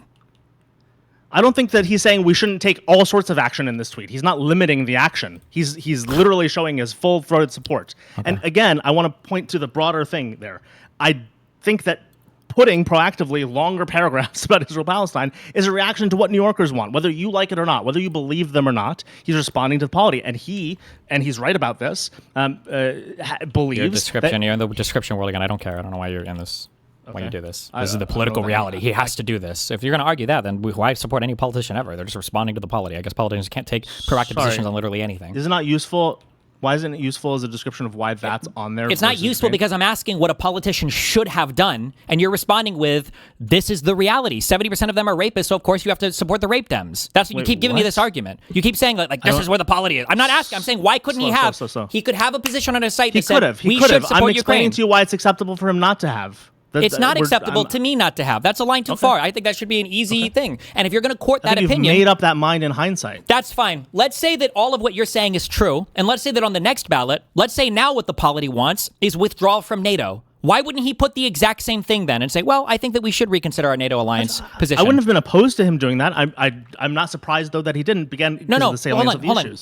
So if that was the case, if it were to come up again, then he would be okay with us maybe withdrawing from NATO. That's the whole point. If you're using these, why do you believe that? Because I would just use all the arguments you're using now. Maybe he thinks he has interviews where he talks in the opposite. No, stop using. Why are you switching to some factual? Like I'm saying that if in the future it's more politically palatable for him to take an anti-NATO stance, especially being a DSA member. Whoa, I was describing why it's on the site, not why he has a stance. Oh my God. Okay, good troll. Wait, I'm taking a deep breath. It's okay. Why is that a troll? I'm trolling, or you're trolling. That's okay. Why was that a troll? I don't know. It might be subconscious trolling. I thought I was reacting to why that was on the site, given that we can both see it wasn't. No, that wasn't, because that would be a retarded question that anybody in my chat could answer. I don't know why you would ever think I would ask such a retarded fucking question. Why is this position on his site? Because he thinks it's the most politically popular position to get him elected where he's running. What a retarded fuck. Why would you even ask that question? That's like saying, why did you decide to eat? Why did you decide to eat vegan pizza? Because I was hungry. Because you're trying to impeach his view on potentially having a contra NATO, contra Ukraine perspective. I think his position on Ukraine is bad. That's why I thought you had asked the question. That's why I thought you had asked the question. Okay. I don't know. I'm coming here having an honest conversation, and you're telling me that I'm trolling you. If you weren't asking me about why he has one issue about Ukraine on, but he still might have a stance on Ukraine that you and I both like, my bad that I misread your question. But that is a reasonable question for you to ask. Because, by the way, hold on, it is reasonable for you to say, okay, I do wish my politician would have had more of an equal position on his campaign site. And I was exploring why that might not be, while he still might have the stances we like. I don't care why it might not be. Just like I wouldn't care why somebody's a rape dem. I just wouldn't support them. I don't think those are the same thing. But I hear you. Why would you compare two things that are the same thing? You would just say the same word twice. I'm comparing them to show you that both of them are a step too far, and I don't really care what the rationalization is for it. There might be a good reason why somebody supports the rape dems, I don't think you generally have looked at websites of people you have liked to see whether this equivalence exists. Like and I don't know why we would have this this feels artificial. You don't think I've ever looked at the policies that people have to figure out if I would support them or not? To very specifically see whether or not the Ukraine part is as long, only to make fun of them. I don't think you've used it to actually say, okay, now this guy is so DSA that I can't vote for him. Well, the fact that they're already in the DSA already raises the suspicion. So then, of course, I'm going to be... Suspicion is fine. Okay, so then if I'm more suspicious, I'm going to do more investigation. By the way, is Brad in the DSA or in the Dems? I don't know, but he had the Mamdani endorsement. That's enough for me. If he's not in the DSA, that's even worse. Then why is Mamdani endorsing non-DSA people who are weak on Ukraine? He is part of the DSA. I'm just curious, real quick, if we were to go back through this conversation, if we were to spend 3 hours and we were to go back through this entire conversation, the way that you talk about me, or the way that you talk about, it might have just been me. Lander. If the way that you talk about me, and then you compare that to the way that you talked about the college Dems, or the way that you talk about Mamdani and this Brad Lander guy, are you cognizant of the fact that you ascribe high levels of agency to me and basically no level of agency to people like Mamdani or Lander? That when you describe... What do you think I'm going to say to that? Stephen, what do you think I'm going to say to that? And really I actually don't know. I don't ask questions that I know the answers to like you. I don't know. What would you say to that? That's why I asked you. That's why I said if we were to go back through... Why do you feel that way? First of all, do you feel that way? Do you feel like you ascribe way more agency to me as an individual than you do to any of these other political figures? I think that I have access to you. I'm talking to you because I think your political project is worthy, that I agree with most of it. And so when you and I talk and I go, hey, you should do or don't do this thing with the college Dems, it's because I'm going, hey, if he actually rejects a college Dems invite, I think that's bad for the world. So I want to give him some perspective around maybe don't go so harsh on them so they don't hear this in the way that it sounds. And yes, it's optics, whatever. But that's why I say it the way. So when I prescribe these things to you, it's not because I think you have more or less agency. It's because you and I are the ones talking. If I could talk to Mamdani, I'd tell them don't do, other than the very limited 1 year rent freeze, don't do any rent freeze after that. I'm not sure the grocery stores are going to work. Maybe try something different on the buses, but by the way, great on childcare. So I'm not talking to Mamdani. I'm talking to you. And so I'm making suggestions about what I think how the world is going to react to you.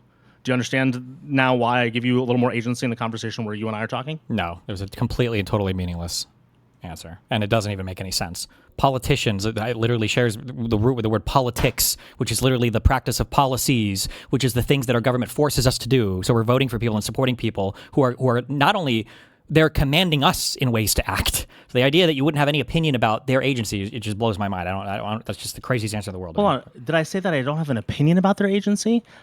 I told you why you use the word prescriptions, why I'm giving you more prescriptions around your agency. It's because you and I are the ones talking. I didn't prescribe them less. If you and I are talking, I'm going to make suggestions or prescriptions because you might act differently. They're not in the room. Does that make more sense? No.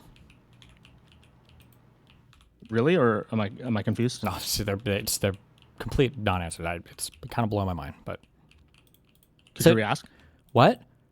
My question is, when you talk about people like Mamdani, or when you talk about Lander, yeah, you talk as though these people have no agency. Every action they do is contingent upon the environment around them.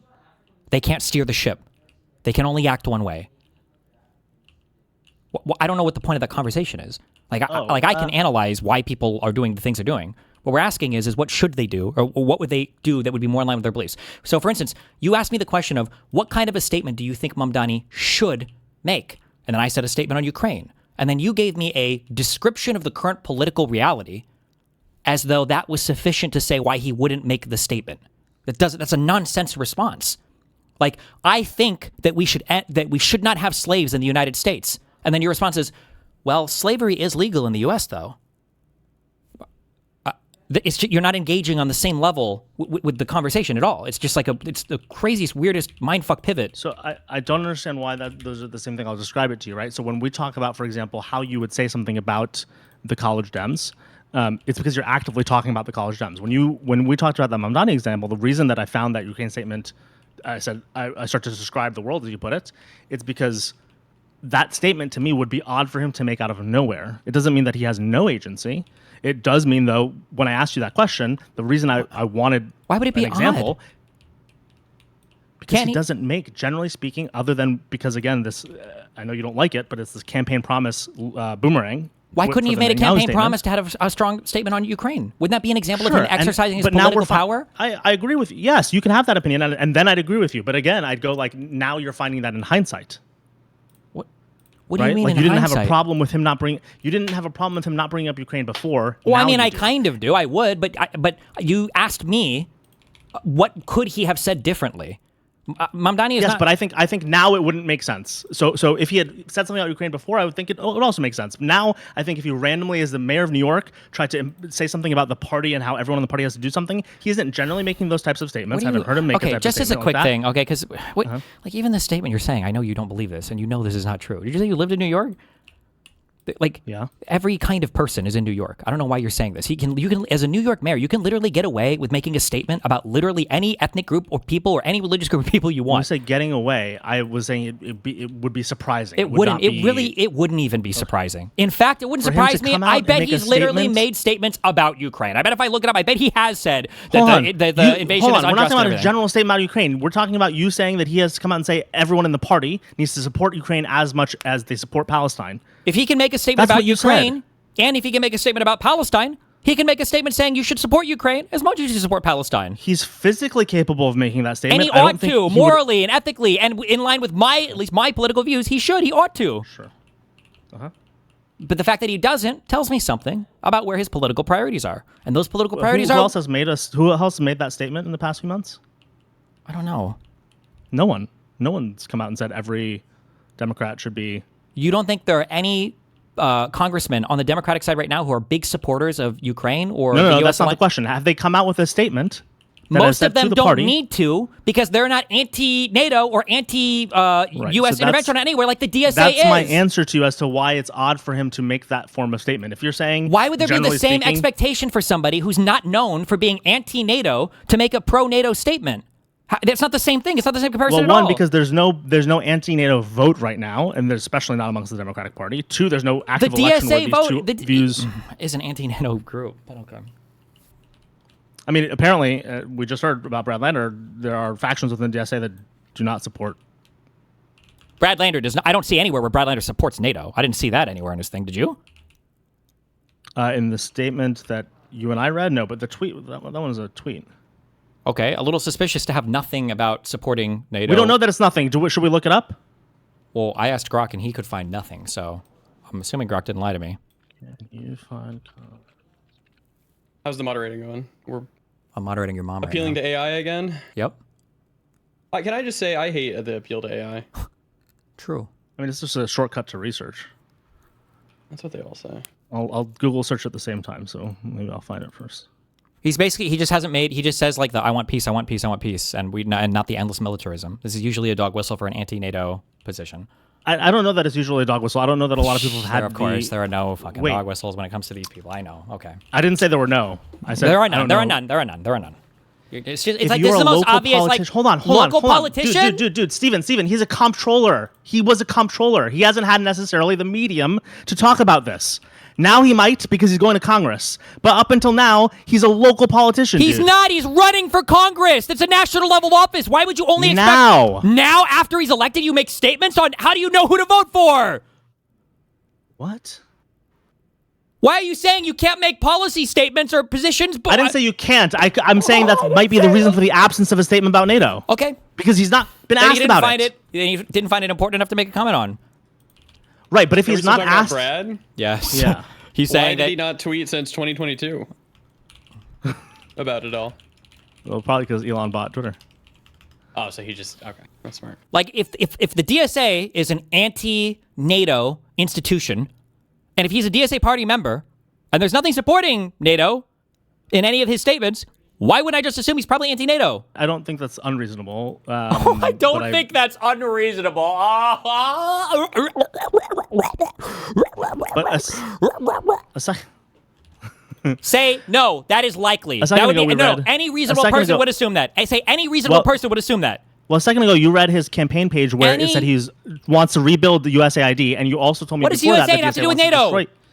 Because that's another global activity we do that he is contra to the DSA stance on.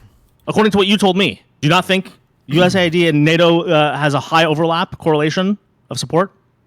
I don't know if the DSA is an avowedly anti-USAID organization. I'm not sure. But if what you're saying, what you're saying is true, though, it cuts against him even harder. Because it means that he thought that there was an important reason that he needed to state he was pro-USAID, even though the DSA is anti-USAID, but he hasn't said anything about NATO. So it would communicate even more to me that he's probably anti-NATO as well. But I'm also, we saw his statement where he said a multilateral solution in terms of Ukraine. We keep multilateral pressure. If I come into your apartment and I start fucking your dog, would you say we need to take a comprehensive approach on making Steven extract his dick from my cat, dog, gerbil, hamster? I don't have a cat either, or a hamster, or gerbil. Okay. Brad Landon has posted dozens, likely well over 50 to 100 individual posts / tweets about Israel-Palestine since 2022 to January 2026. And he didn't post any time about Ukraine. Oh, I thought you were saying he hasn't posted on Twitter at all. No. He hasn't said anything about NATO post 2022. In a 2022 investment presentation prior to his office, Brad Lander's Bureau of Asset Management office described Russia's invasion of Ukraine as a battle between Putin's effort to restore Russian imperialism and the expansion of NATO leading to greater freedom and democracy. Boom, boom. 2022. From his formal position, by the way, too. Why would that matter? You just told me that his statements as comptroller wouldn't be relevant. No. That's why I told you he might not have received the question or had a medium to express that view. And by the way, here is the document in chat for anyone who wants it. Why is it so important for me to make my positions, what did you say, high visibility or whatever? Legible. But for him, well, nobody asked. I'm talking to you about what you might do for your political project. Oh my God, I know. Prescription description. Do you really think that wasn't fair for me to say? No. It was nonsense. You asked me why I'm holding some different measure over you and Brad Lander. I found him supporting NATO, and he's generally been a comptroller where he hasn't had the ability to express this. And I'm talking to you about what you might do moving forward based off of your frustrations with the world. Obviously, I'm going to tell you about the legibility of what you might say moving forward in comparison, because Brad Lander and NATO is a future topic that he's actually going to be in Congress about. We're going to see what he thinks about NATO. We don't need a legibility statement. Or, I mean, we might want it beforehand, but... Well, I don't know. I don't know how to. He doesn't even believe this, so I don't know how to engage with this. I'm not sure. What do you mean? I don't believe this? Why is that a thing you often go to? What's the illness in your brain? I believe everything I say to you, and when I revise, I revise. But why would you think I don't believe it? Do you think I think Brad Lander is more subversive than I'm presenting? This is a genuine question, by the way. Wait, what was your example of the NATO thing? This 231-page slide presentation. He's the New York City comptroller. This is his office. This thing is a 231-page. Will you answer my question, please? Hold on, just to be clear. This is a 231-slide thing about their pension investments. Does that make the statement any less clear? It's not a statement on NATO or Ukraine or Russia. When I say statement, does that make the line any less an expression of NATO that might present to you that he doesn't share a contra-NATO view? What do you think? If you wrote it on a napkin? You want to see more? Sure, I agree with you there. No. Hold on. Did you graduate from college? Yeah. Yes or no? Okay. What was your major? St. Louis. Political science with minors in public health and you have a political science degree. If I wanted to tell you what Hobbes thought about some political theory, does he think that democracy... I do think that other information would be better. No. Do you think that democracy is a good system of governance? And I were to quote Hobbes after he stubs his toe in his house and he said, fuck this democratic bullshit. I wish I could kill every couchmaker. And I would say, this is a great example. From the available information. That's what I'm doing. I'm triangulating from the available information. The available information on one page no other of this information slide, other than pro-Ukraine statements. We have implications of Russian invasion of Ukraine, geopolitical tectonic shift in European history, battle between Putin's goal of restoring Russian imperialism versus expansion of NATO, leading to greater freedom and democracy. Defending democracy is going to cost President Biden. Markets, and then how they impact the markets. This is not a statement on it's the greatest thing. But no, it's not a statement at all. This is not the comptroller of New York City. No. Okay, this is not a statement on NATO or his position of NATO or anything. This is a presentation about how to manage pensioner funds, the New York City Employees Retirement System Investment Meeting, and it's a single quote from a 231 slide presentation. I'm just presenting the combination of the Ukraine tweets and this as something that presents at least that he's not come out in kind of the ways these other DSA members had. So when you say that you think I don't believe what I'm saying, I think this is really interesting for actual reasons. So I mean this generally. Like, do you think I think he is more subversive than I'm presenting? Or what do you mean when you think I don't believe it? I think that the political part of this conversation has caused you to shut off a part of your brain, and you're engaging in this conversation in a way that in any other conversation you would immediately become frustrated and wonder why your opponent is asking the questions they're asking or operating in the way they're operating. But why? To what end? Why would I be shutting off that part? What's the incentive that I'm... because we get debate brain and we get emotionally tied to positions, or we think we're correct on a thing and then we lose track of the argument or something?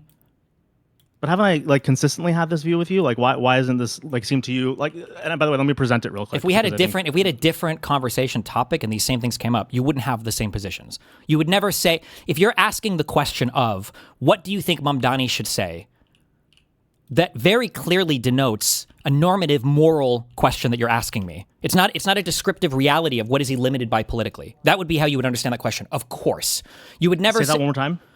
If you were to ask me, what do you think Donald Trump should do with regards to Iran? I would say we have to form some peace or whatever. I can't even answer Iran because that shit is completely fucked. If you would ask me, what should Donald Trump do for Ukraine?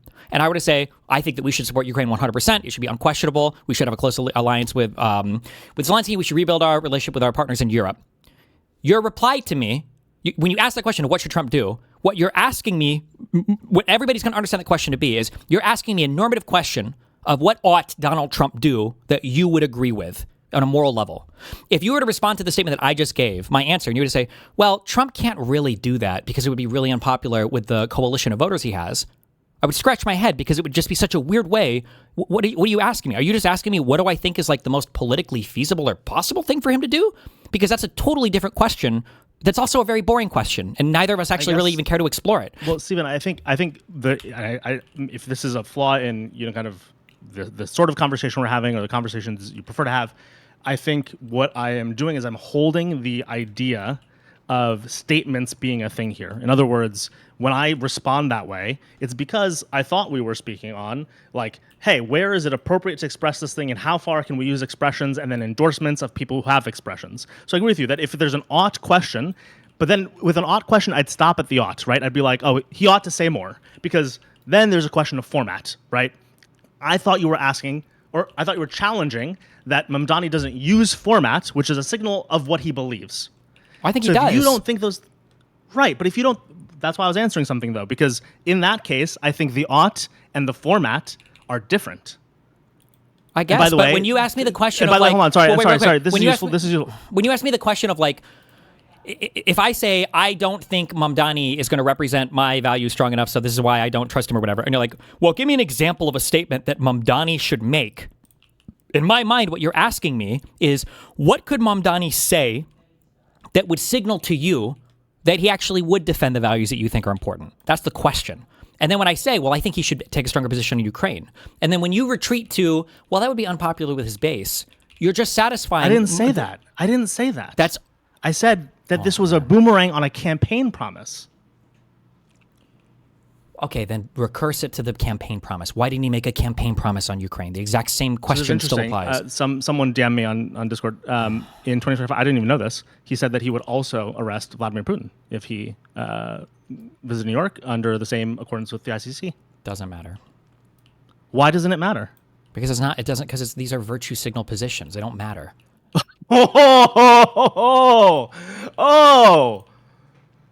You don't believe what you're saying. Wow. I don't care if he thinks that we should. Wow. Go ahead and finish your shit, and then I can explain why this is Thank completely you so much disanalogous. To the chatter. Go ahead. The position is not that the DSA supports Russia. It's that the DSA supports the destruction of the American empire. So Mamdani and every other DSA member, and they all do, by the way, but you pretend not to hear dog whistles, all of them condemn Russia's illegal invasion in Ukraine. Ask any Ukrainian. So they all do that. But no, don't. I'm telling you very explicitly. Okay, all of them will say things like, "Yeah, Russia definitely shouldn't have invaded Ukraine." However, they'll blame American imperialism and they'll blame NATO, and they don't think that we should be involved at all. And that's why they always signal to we need to do our best to do peacekeeping. We need to use a multilateral approach. We need to encourage both sides to reach peace. They use much stronger language, though, when it comes to Israel-Palestine. We need to end the occupation. We need to force Israel to negotiate a fair and just, but we need to destroy the country of Israel. It has to be a one state, completely changed. There's a much stronger statement with regards to Israel. So if you tell me, he says he's going to arrest Putin, the Israel-Palestine situation is legitimately a more dramatic civilian event in comparison to Ukraine-Russia. You can have your What do you mean? I don't even think that's true. Haven't more people died by the result of the Ukraine-Russia shit? First of all, I don't think so, but But even it's true that situation Israel-Palestine is historic. I just got a brain blast to Mr. Mutin, and you coming in here and criticizing Mr. Mutin, who is just getting into politics. The fact that you don't even know how many people have died in Gaza, doesn't that say something about your coverage? And you think that more people have died? No, hold on. Just one correction. Stephen, just to be clear, I didn't make fun of Mr. Mutin for that. I made fun of you because of how you speak about that issue. So I just want to be clear. Lucas did absolutely nothing wrong in that situation. Okay. So wait, do you know the numbers? It's like in the hundreds of thousands. What are the numbers in each conflict?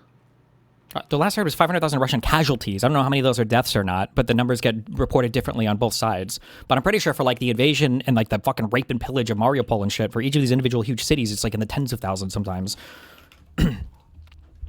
These numbers look like they have a range, but the range is larger. Hold on, chill. The range is larger. The range is larger. I literally I'm cummed all over. I cummed. Chill. I literally said. I cummed. No. Oh my god. My bad. Go ahead. You coming? I cummed. Go ahead. I'm sorry. I didn't need to announce that I was coming. Yes, I'm done. Coming.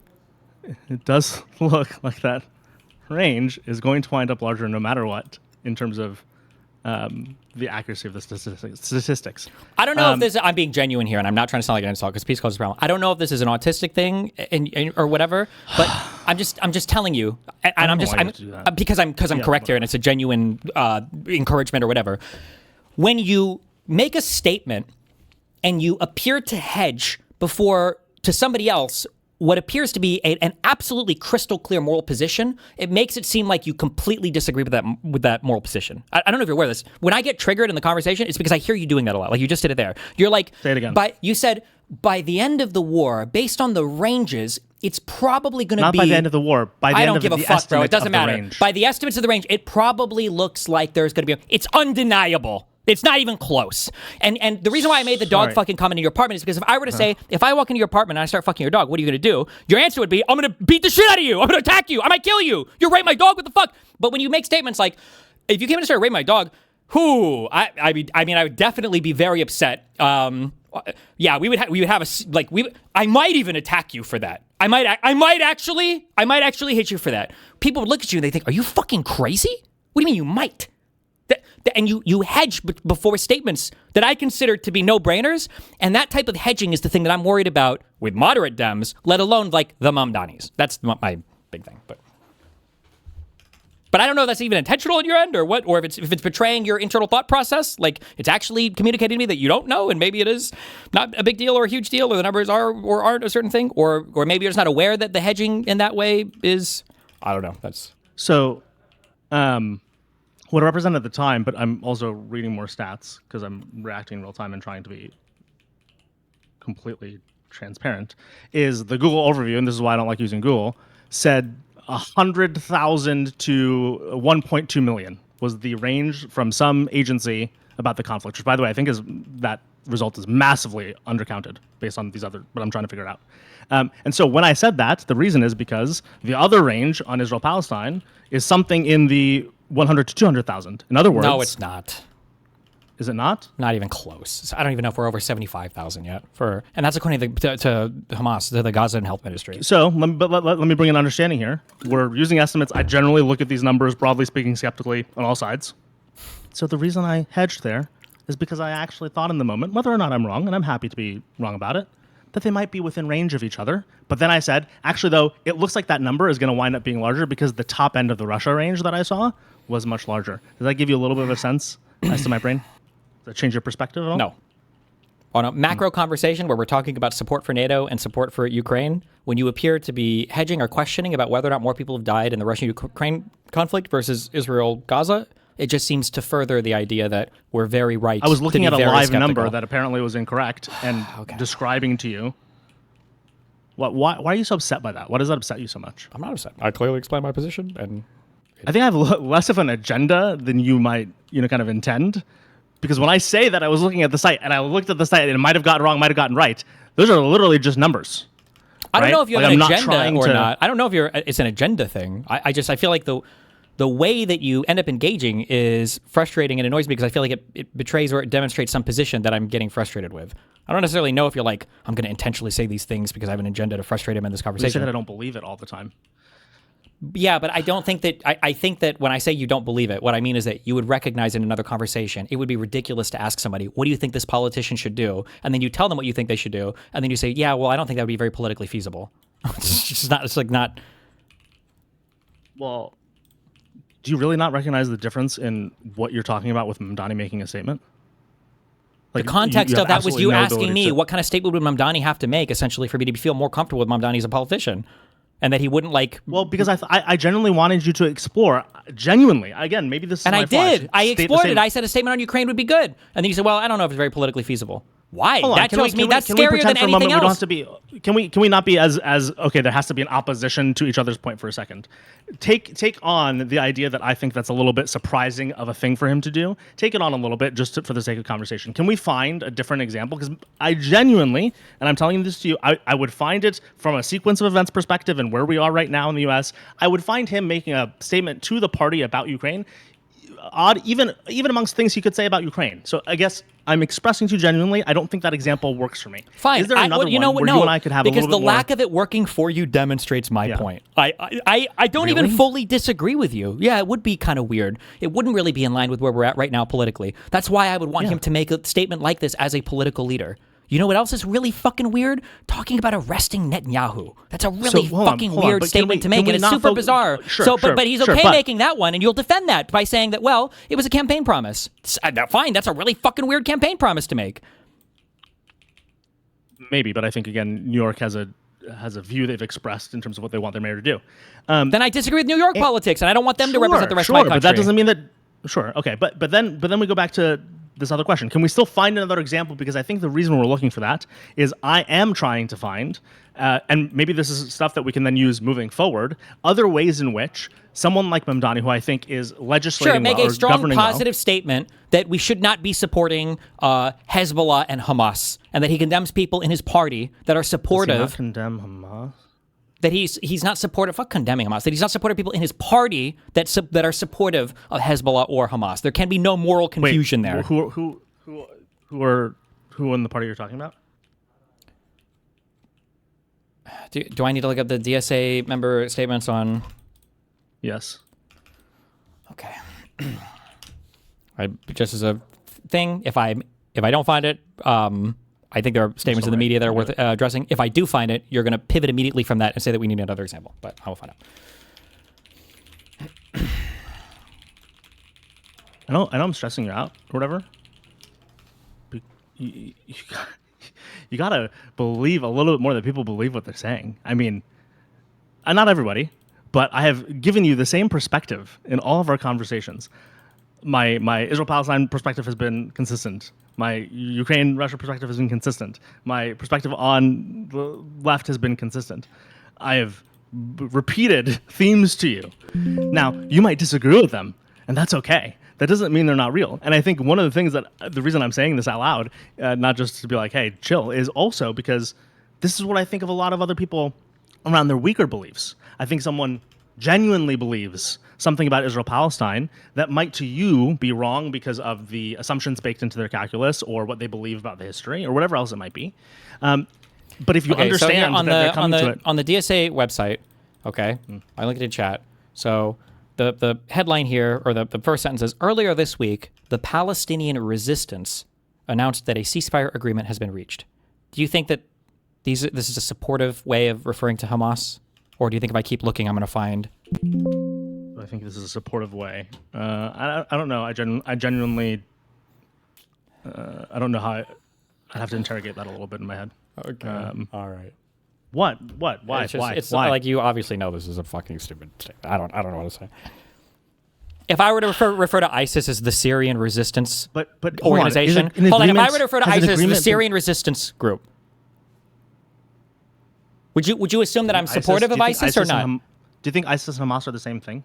If I were to refer to ISIS as the Syrian resistance group, would you assume that I'm supportive of ISIS or not? Or if I were to refer to the resistance group in Afghanistan that did the 9/11 attacks, would you assume I'm supportive of them or not? Yeah, correct. Okay. So when I refer to Hamas as the Palestinian resistance... So do you think Hamas and ISIS are similarly scaffolded analogies? I don't think that. No, I don't think they're the same. It's two different things. Right. Well, what does that have to do with what I just said? Because if Hamas is an organization that represents a ceasefire and represents a people inside of a conversation, would you say that labeling them as part of a resistance is also part of the polity at the time? It's different than ISIS. There's a terrorist organization that is disparate, right? Calling something a resistance means that you're normatively supporting that thing. In opposition to something else. Yes. So it's a supportive statement. Do you not think that's different than ISIS? Sure, it can be, but I'm just saying that when you call it a resistance... I think it genuinely is. I think it genuinely is a different scaffold, right? Like, when we talk about Palestine... And by the way, I've talked to you about this before. When you're supportive of... So you're supportive of the attacks? Of all types of resistance? When you call Hamas the resistance, first of all, it's not even really... It's not even, like, descriptively correct. You could call them Hamas. Terrorists. You could call... Well, no. You could call... Well, some people would, but you can call them Hamas, or you can call them, like, the government of Gaza or whatever. But to call them the resistance, that implies a right side and a wrong side, and that one side is on the right side. And it comes off as kind of an endorsement when there was the largest terrorist attack in all of fucking Jew history. And I hear you. I don't think what you're saying is unreasonable. I don't know unreasonable. If I walked into your house and I fucked your dog, it's just like such a crazy way to phrase everything, bro. You phrased it. I don't know if you're aware of it or not. It's such a crazy, like, my reading is the only reasonable read on that. Do you acknowledge that or no? Nobody describes resistances as things that aren't justified. Resistance, by definition, implies some oppressive force that ought not to be encumbered by a person, ought not to be suffered. This is the resistance. It's a loaded phrase after Star Wars, for sure. It is. After Star Wars, kill yourself, Putin.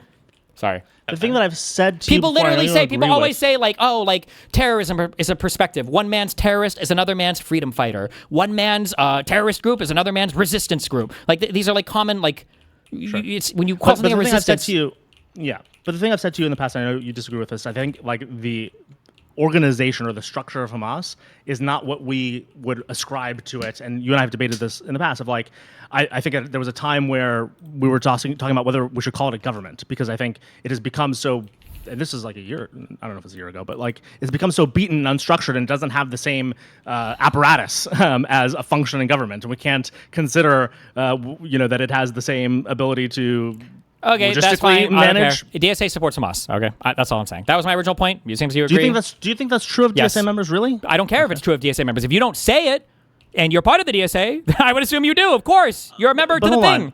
So this is another thing that I believe, and again, I genuinely believe this. So you might be mad about it, but it is something I believe. The way we use all of these words, unfortunately, we have lost meaning in words. Let me tell you what I mean by that. And I don't think that's necessarily a good thing. When somebody who's a college student, and again, we've talked about this before, says free Palestine from the river to the sea, I don't think they're saying the same thing as somebody else necessarily saying it in a different tone and in a different context. Do you think that's true? Yeah, different people can use the same phrase and mean different things. Well, and so the point I'm making, when we talk about Israel and Palestine, Hamas and all this other stuff, like, I don't think people are necessarily pointing to what you think they're pointing to sometimes. And that doesn't mean that they... If I had a gun to your head right now and we were to poll the average DSA member and figure out if they support Hamas or not, they think Hamas's resistance against Israel is righteous, do you think it would be over 50 or under 50%?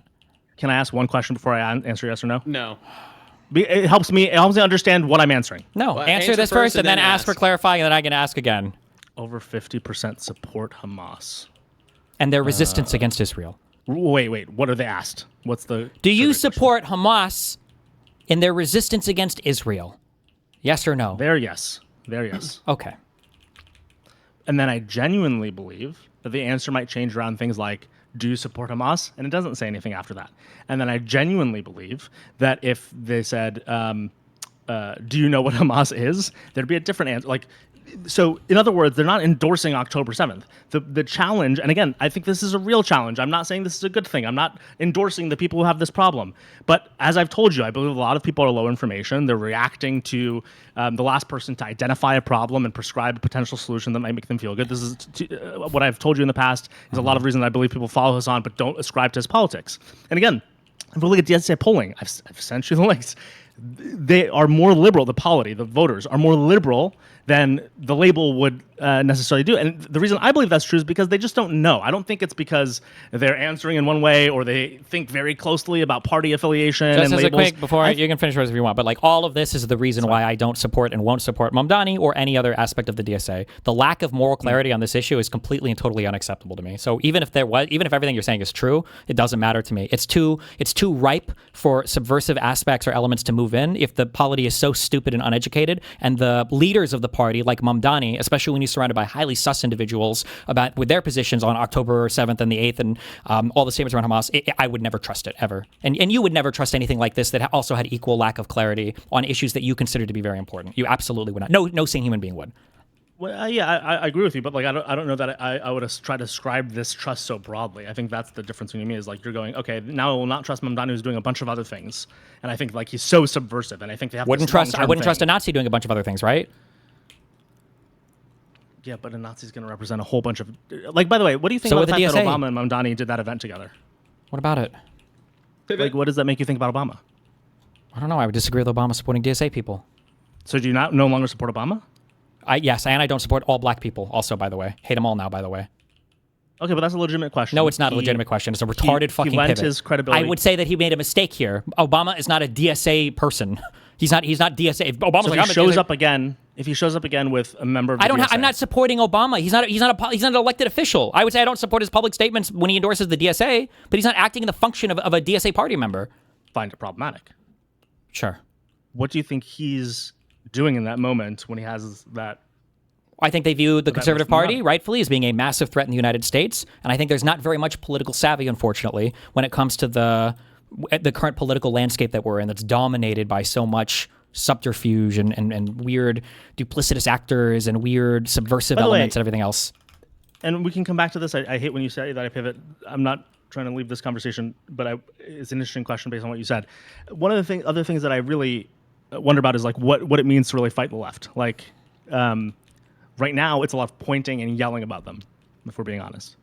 It would be excluding them from events. It would be not supporting their candidates in primaries and campaigning against them. But does that increase? What does that result in? Like, ideally, it results in more awareness of that the DSA is bad for the Democratic Party, and it would cause a reduction in the member base of the DSA, ideally. But like right now, you say things that like if people looked them up, like they wouldn't find Brad Lander being against NATO. Like, do you think that's an effective way to draw people away from turning to the left? Well, if I was interviewing Brad Lander, I'd ask him to get a solid statement on the record. Sure. But like at a higher level, right? Excluding certain conversations, deciding to really paint with a broad brush as to who's in the tent or not the tent. Do you think that this is going to be the way in which your voice, insofar as you want it to be heard, will reach more people? Yes. How? By having a strong position as a political party and by making people aware of the things that you believe in. Wait, but right now, right, like a lot of people are being persuaded by the left. Yeah, because I think there's not any good pushback against them. People are too complicit. But we also have no good messaging on the exactly. This would help us get messaging. Yes. If we started being excluding oppositional. But what's the messaging?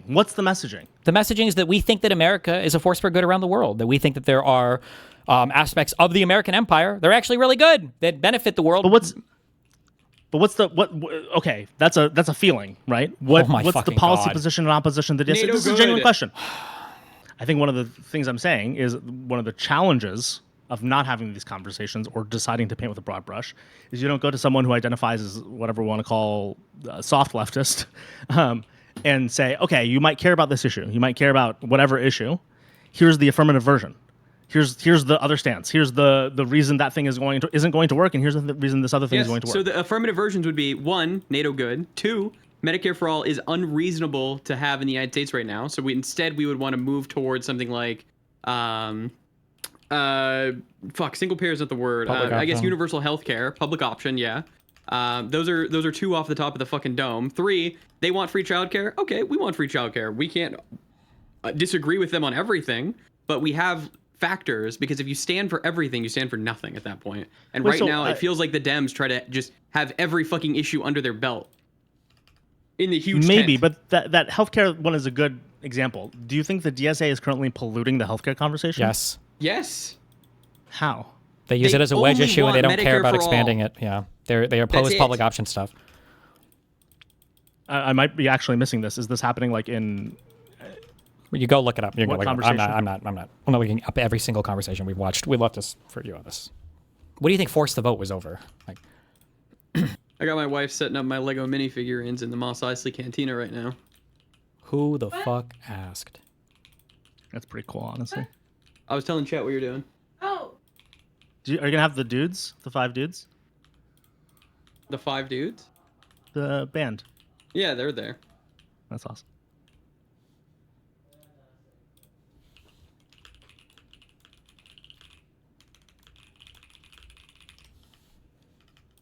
I'm struggling to find something where there's like an explicit.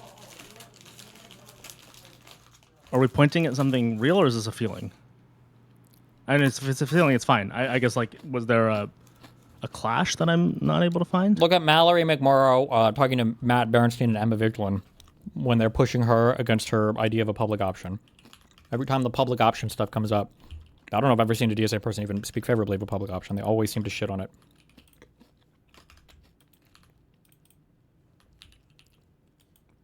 This is the thing that's titled the For Israel one? Probably.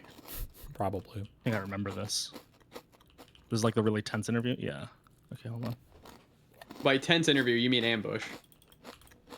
I think we should start... All DSA and non-DSA, Democrat, any liberal should start getting ambushed all the time so they build a muscle. I'm tired of... I think what Mamdani can teach us more than anything is be able to answer any fucking question and get ambushed all the time to build an actual muscle for... What was the last adversarial platform Mamdani went on? I don't know, but he's asked challenging questions all the time about Israel-Palestine, about his policy positions that are too leftist, and he always answers When was the last time he was asked challenging? I don't know. Okay, so it was a vibe. What's your... He doesn't. What, he doesn't get challenged. No, he doesn't. No one is really challenging Mamdani. He's the leftist mayor of New York City. The far left aren't going to challenge him. And conservatives. Do you not think he gets asked about Israel-Palestine, about rent freezes, about city buses, about grocery stores? Do you really think he doesn't get asked? Which one of those are challenging? Not that much. Hold on. What would be a challenging question instead of any of those? I mean, show me a challenging interview. I'd be curious to see it. Wait. Answer my question. If it's not about those topics... It could be about those topics. Let me see the interview. I don't know. I haven't seen one. Maybe it doesn't. I just missed it. I don't have it handy. A challenging question would be, would you support a public option if Medicare for all is untenable? Why would the New York mayor be asked that? Oh, sorry. So you were saying, what is a challenging question? I give you one, and now it's what about the New York mayor? Lucas, don't turn into him. You can support him without turning into him. Well, I'm asking. That was unreasonable. That's a challenging question? It would be a challenging question. You're right. He'd be very confused as to why he'd been asked, and he'd probably answer very, actually, excellently about why it's weird for him to be asked that question. Oh, so are we using this podcast? I'm listening to the Medicare for All question as evidence of the clash? No, we're using the whole history of like the leftist movement in the U.S. and their disdain for any kind of compromise on healthcare. But are these people influential? No, they're nobodies. Is who influential? Emma Vigeland? I would never in a million years just respond to the DM I got. I would never in a million years abolish NATO. I'd expand it. By the way, well, okay, I'll just listen. Hold on. Yeah, Mrs. Questions here are absolutely stupid, but McMorrow answers excellently. I don't think this is an unreasonable... I wish it was to every candidate. I know. So it was also asked of the Medicare for All, but I don't see this as like... I know. We know. It's not representative of the far left. It's not an unreasonable question to ask. No. Hold on. It is an unreasonable. It's a reasonable set of questions and an unreasonable stance to not like her answer. What do you think is happening after this? Like, are people fighting against what McMarle is saying in Congress? What are we talking about? DSA types don't support public option talk because they think that it's a bad compromise, and so they exclusively push Medicaid or Medicare for all, and they use this public option test as a way to audit or push out more moderate. I guess I was guns. asking for the test. Do you think this is the test? It's like, is this as far as the test goes? I don't think this is that problematic if the people are answering the question that becomes, the question then becomes what happens afterwards. If you tell me that we are in a fight where they actually don't produce the votes for some sort of expansion of existing subsidies, let's say, then yes, that's a problem. But do you think this is a signal that they wouldn't? No, I can't take anything they say seriously at all ever until they literally have to vote for it, I guess. Wait, but that's why I'm saying Mamdani is a useful example, right? We can see where he campaigned and also where he's been very literally just pragmatic. said earlier that it would be inappropriate for Mamdani to even make a statement about Medicare for all. So I don't even know why the fuck you're bringing him up as an example now. Well, he's a mayor. And then why are you using Mamdani as an example? Hold on, because he's campaigned to the left, but then governed pragmatically. Yeah, but he's supporting people that are more radical. So him governing more pragmatically actually just hurts me because now he's making the rest of the DSA people look more sane than they actually are. Do you not think this happens to most politicians who get elected? Again, it's not always going to be true. But just like we accept people who are more centrist coming out of certain states, we accept people who are more liberal coming out of more liberal states. Like, this is not... They're not more liberal. They're commies that are trying to subversively destroy my party, my political party, all across the country. They hate the Democratic Party. And they say as much. I think some of them do, and it's the politicians. I don't think the people do, right? Like, their voters don't. Their voters are normal liberal voters. Yeah, but the whole point of getting them in is eventually they start to change their opinions. And the only way for their opinions to not be changed is to see people like Mamdani push back on them. And he has never demonstrated his ability... Why does he need Mamdani? Okay, I don't know, man. Okay. I'm losing my voice. I can't do as much of the rage baiting. Like getting rage baited. What do you think I'm going to say when you say why Mamdani? Yeah, I'm sorting in my head. He's doing the proactive in the other direction, and I guess in my head I'm going. Because he's like the de facto leader right now of the DSA. Yeah, but so like, that's why, obviously. I guess I go right, but like he is not a liberal or standard liberal, right? And so like I'm not surprised that that's happening. A, I don't think that means B, that he therefore gets to win everything all the time, right? We always have a de facto leader, and the party shifts, sometimes with the leader, sometimes not with the leader. You're right? just doing random description again. That has literally no bearing on the conversation. I don't know how long you're going to do it for. Okay, so then I guess I'll put it to an end. The end here is he has to decide whether he has enough of his coalition at some point. You're giving me more political reality and description, totally irrelevant to the conversation. Don't know why you're bothering to do it. Why is it relevant? You're just describing the political winds around him like he's a slave to what the polity wants, and you're just describing what the polity believes. No, but he also holds some of these opinions, right? Okay. So when you say he's a slave to what the polity wants, it's also some of these things are his beliefs. Then why would you talk about the polity believes this, so he has to do it? Why not just speak to his beliefs? And then I disagree with those beliefs, and that's why I don't like him. Right, because sometimes it is about the polity, you know? So if you were going to run for office, there would be a set of issues. And by the way, we know this even in, kind of like how Obama handled gay marriage, right? There's a set of things that you believe as a person, as an individual. There's a set of things that you think are reasonable to pass. We know we've already done this loop 100 times. I'm going to poke you with the extreme example of the rape dems, and you're going to say the rape dems are too far, and then I'm going to say this is a policy thing that's too far. I don't know why you're bringing up this loop Here's an interesting question. Yeah. I think. What's a version of the DSA? And I guess let's exclude endorsements and messaging because that's like an easy answer. Is there like a version of that organization that you think...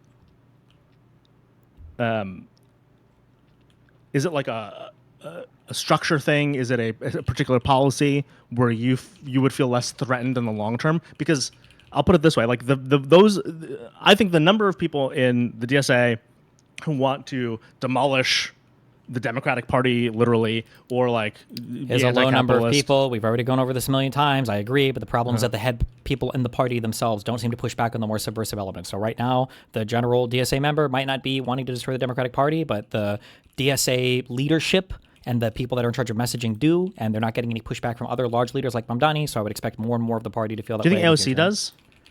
Probably not, but she's also not pushing back against the people that do sufficiently, so those people are going to become louder voices. And currently your view of why she wouldn't is because she thinks it's too costly. Or because she doesn't see the rising threat or doesn't agree or doesn't think that she can push back against it or be politically effective in doing it because it would cost her seat or something. I'm not sure. And do you think some of that is a combination of belief / like being disguised because of like personal relationships with people like Hassan? Or like why do you think she doesn't see it as a threat? Well, I don't know how much she... maybe she does see it as a threat, but maybe she feels like she politically can't really respond and that her seat's going to get challenged and she'll get kicked out or something, so she doesn't think it's effective for her to speak out against it. One of the interesting things is... I would say it was a pretty strong statement for her to not endorse her ex-campaign manager or whatever in California, no?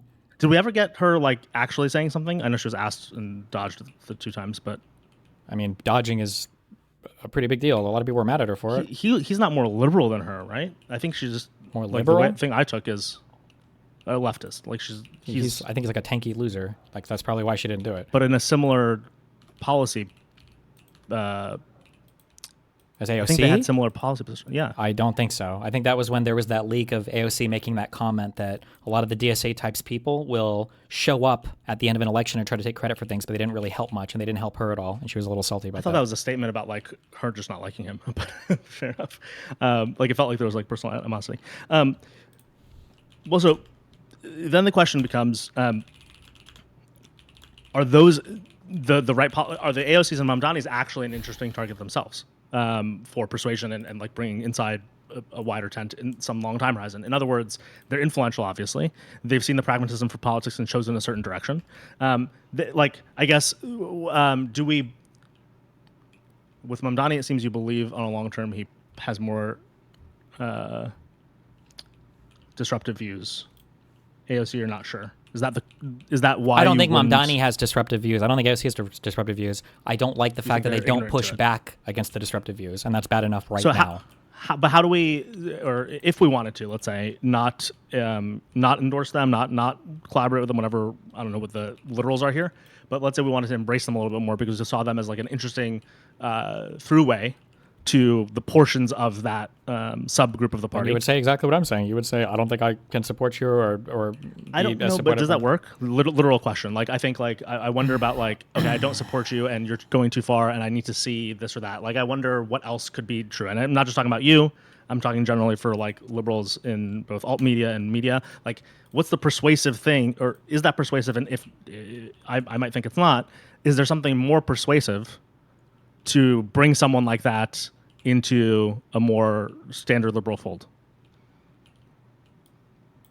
I don't know, and I don't really care. I'd rather focus on productive use of our time politically than the endlessly trying to... But obviously it would be productive to have... No, it wouldn't be. It would be so much better to rather than endlessly chase the most radical, retarded voices possible for a group of people that were part of the unaligned or the non-committed, whatever cuck weird shit that was. Why waste time? If you need somebody to convince you that a group of people who couldn't vote for Kamala Harris over Donald Trump like need to be persuaded, just don't waste your time. Go after moderate votes. I think is a way better use of time.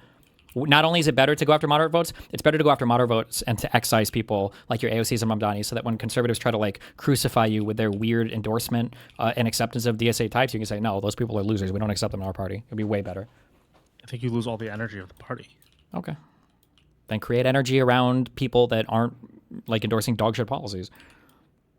And stop wasting energy on people that just want to destroy the party. You're going to say I'm being descriptive or something when I say like this seemed to be an option. Like, who are we creating? Okay, then you're right about everything. Descriptively. Descriptive.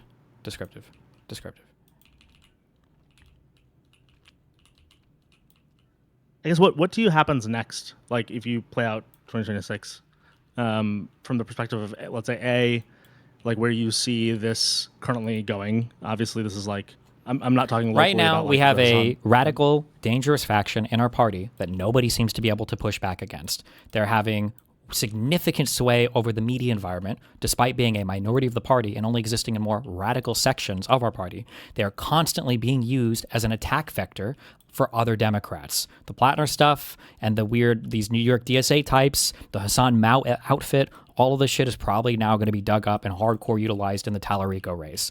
That when you have all of these weirdo elements in your party that everybody's making infinite amounts of excuses for, and nobody can seem to find it within them to push back on any of them, people are going to view that with a little bit more legitimacy as being actually part of the Democratic Party now, and it's going to be harder to argue that they're not. And so we have a choice on whether or not we want to try to play a risky game courting these types of extremist elements like MAGA was with the Republican Party, which they've done, and now the Republican Party is going to be in disarray for at least one election cycle while they figure their shit out. Or we focus on building actual political power with actually politically intelligent people that share our policies instead of continually trying to gamble by making deals with people that want to kill our entire organization, but we're assuming that like we can survive the disease and win a few seats as a result of it in places that we don't even need to be stressing about, because when the fuck are we ever going to lose a seat in New York in any of these districts where these DSA types are winning? So, what do you think is the first big fight around that? Because so now we've had I guess it'd be the representation of how this turns out in the elections. Like it'd be like pointing at the results of the elections as a way to begin excising. What's the first checkpoint? Because the first checkpoint we missed, it was probably Plattner. Right. And we fucked that up. Oh, how would that have gone differently? Is if that was a moderate Dem race, or if that was filled with people that had the political mind to support the Democratic Party, Plattner wouldn't have survived the Nazi tattoo scandal. He wouldn't have even been selected. That was a group of radical outsiders that were trying to draft a guy that they thought was radical enough to support their views, and then he ended up entering that race, and for whatever reason, the Dem that we ran sucked shit, and so he managed to win that race, but without the DSA-type involvement there, the Plattner shit wouldn't have happened, and we'd either have a competitive primary, we'd either have a competitive general, or we'd just lose a general, but at least we wouldn't have some weird Nazi rapist guy that we'd have to contend with. I don't know what that's going to look like. The headlines. Well, and so the next checkpoint is elections then. The what? The next checkpoint is the midterms. Well, I don't know. You could argue. It's hard. Obviously, it's a selfish perspective, but I would argue partially a checkpoint can be, do we let moderate Dem streamers, I guess, get kicked out of college Dem events, or do we let people wearing fucking Mao outfits show up at Democratic events and give weirdo fucking Mao speeches? But that doesn't have a moment, right? Like that's the challenge. Who gets to make that choice or like decide like there needs to be a presentation of this, right? Like the moderate streamer thing. Let's take that as an example. The next time that's going to come up is the next time somebody tries to go to something and gets banned. Sure, I guess. Or kicked out. That feels like not a checkpoint. This is one of the interesting things, right? Like a lot of things I suggest to you, obviously you don't like because they're more opening a conversation to people you don't want to open the conversation to. Then the question becomes, okay, where is this other conversation going to happen? Like, let's use an example. Is there a way to have the conversation about either who should be invited to college Dem events or a retrospective on Plattner, like other than on your stream and on Wix stream? Like, where else could that possibly happen? In the media. That's okay, yeah, but it won't happen. Well, this is one of the challenges. I know it's not your job. It does happen on the left. They have these conversations. They're doing all what they can. They seem to be able to do it on the tanky spaces. Isn't that descriptive? What do you mean? Like I don't know what I agree with it that they seem to do it. You're asking me where it will happen or where it should happen. I said where it should happen. It should happen in the media environment. Well, that's where it should happen. More media people should talk about it. That's why I'm messaging about it and I'm screaming about it and I'm saying I won't do college DSA events and I think that other liberals should talk, and hopefully maybe that's why David Pakman spoke up. Like that's what I'm pushing.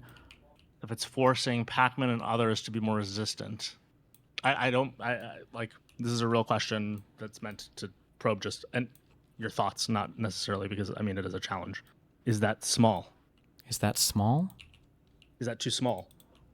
If you want to, I think if you wanted to make the most progress in these conversations in your mind, you should just swap the subjects around, and I think you'll find a cornucopia of answers when you're considering something that you seem to be more politically favorable towards, even though you don't. So instead, in your mind, and before asking me a question, you should think, if I was a DSA member, what would I do to make my candidates more electable? I bet you have a billion answers that pop into your head. You'll pretend not to now, but you'll have a ton of different ways that they can reach out and do things. And that's what they've been doing. And I would say that that's what we should do.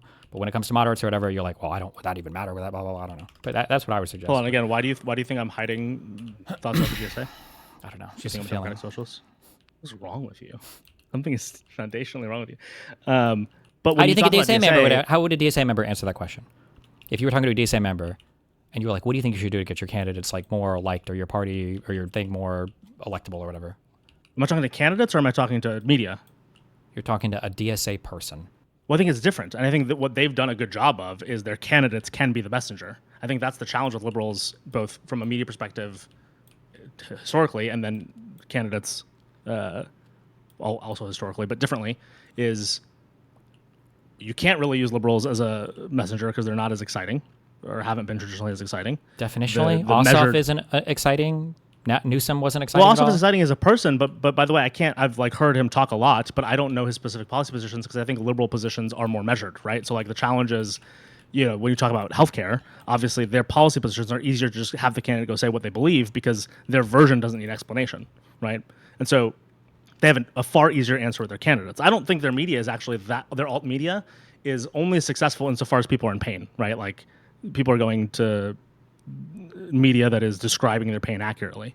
The candidates are exciting because they can actually say the most extreme or let's call it irresponsible or expensive version of a solution. You don't have an equivalent for a liberal cannot get people as excited about a measured version of what a person thinks is possible. Like the unfortunate truth is people think in extremes, right? So if someone has problems with healthcare, they're going to find it odd to hear an over-explained version of a step change rather than a big change in healthcare. No? I mean, Biden won his election with more votes than in all of U.S. election history, no? Was it because he was super exciting? I think at the time he was actually very, very exciting. Somewhat as the circumstance. Remember to hit that like and subscribe, and don't forget the notification bell so that my videos show up right in your feed.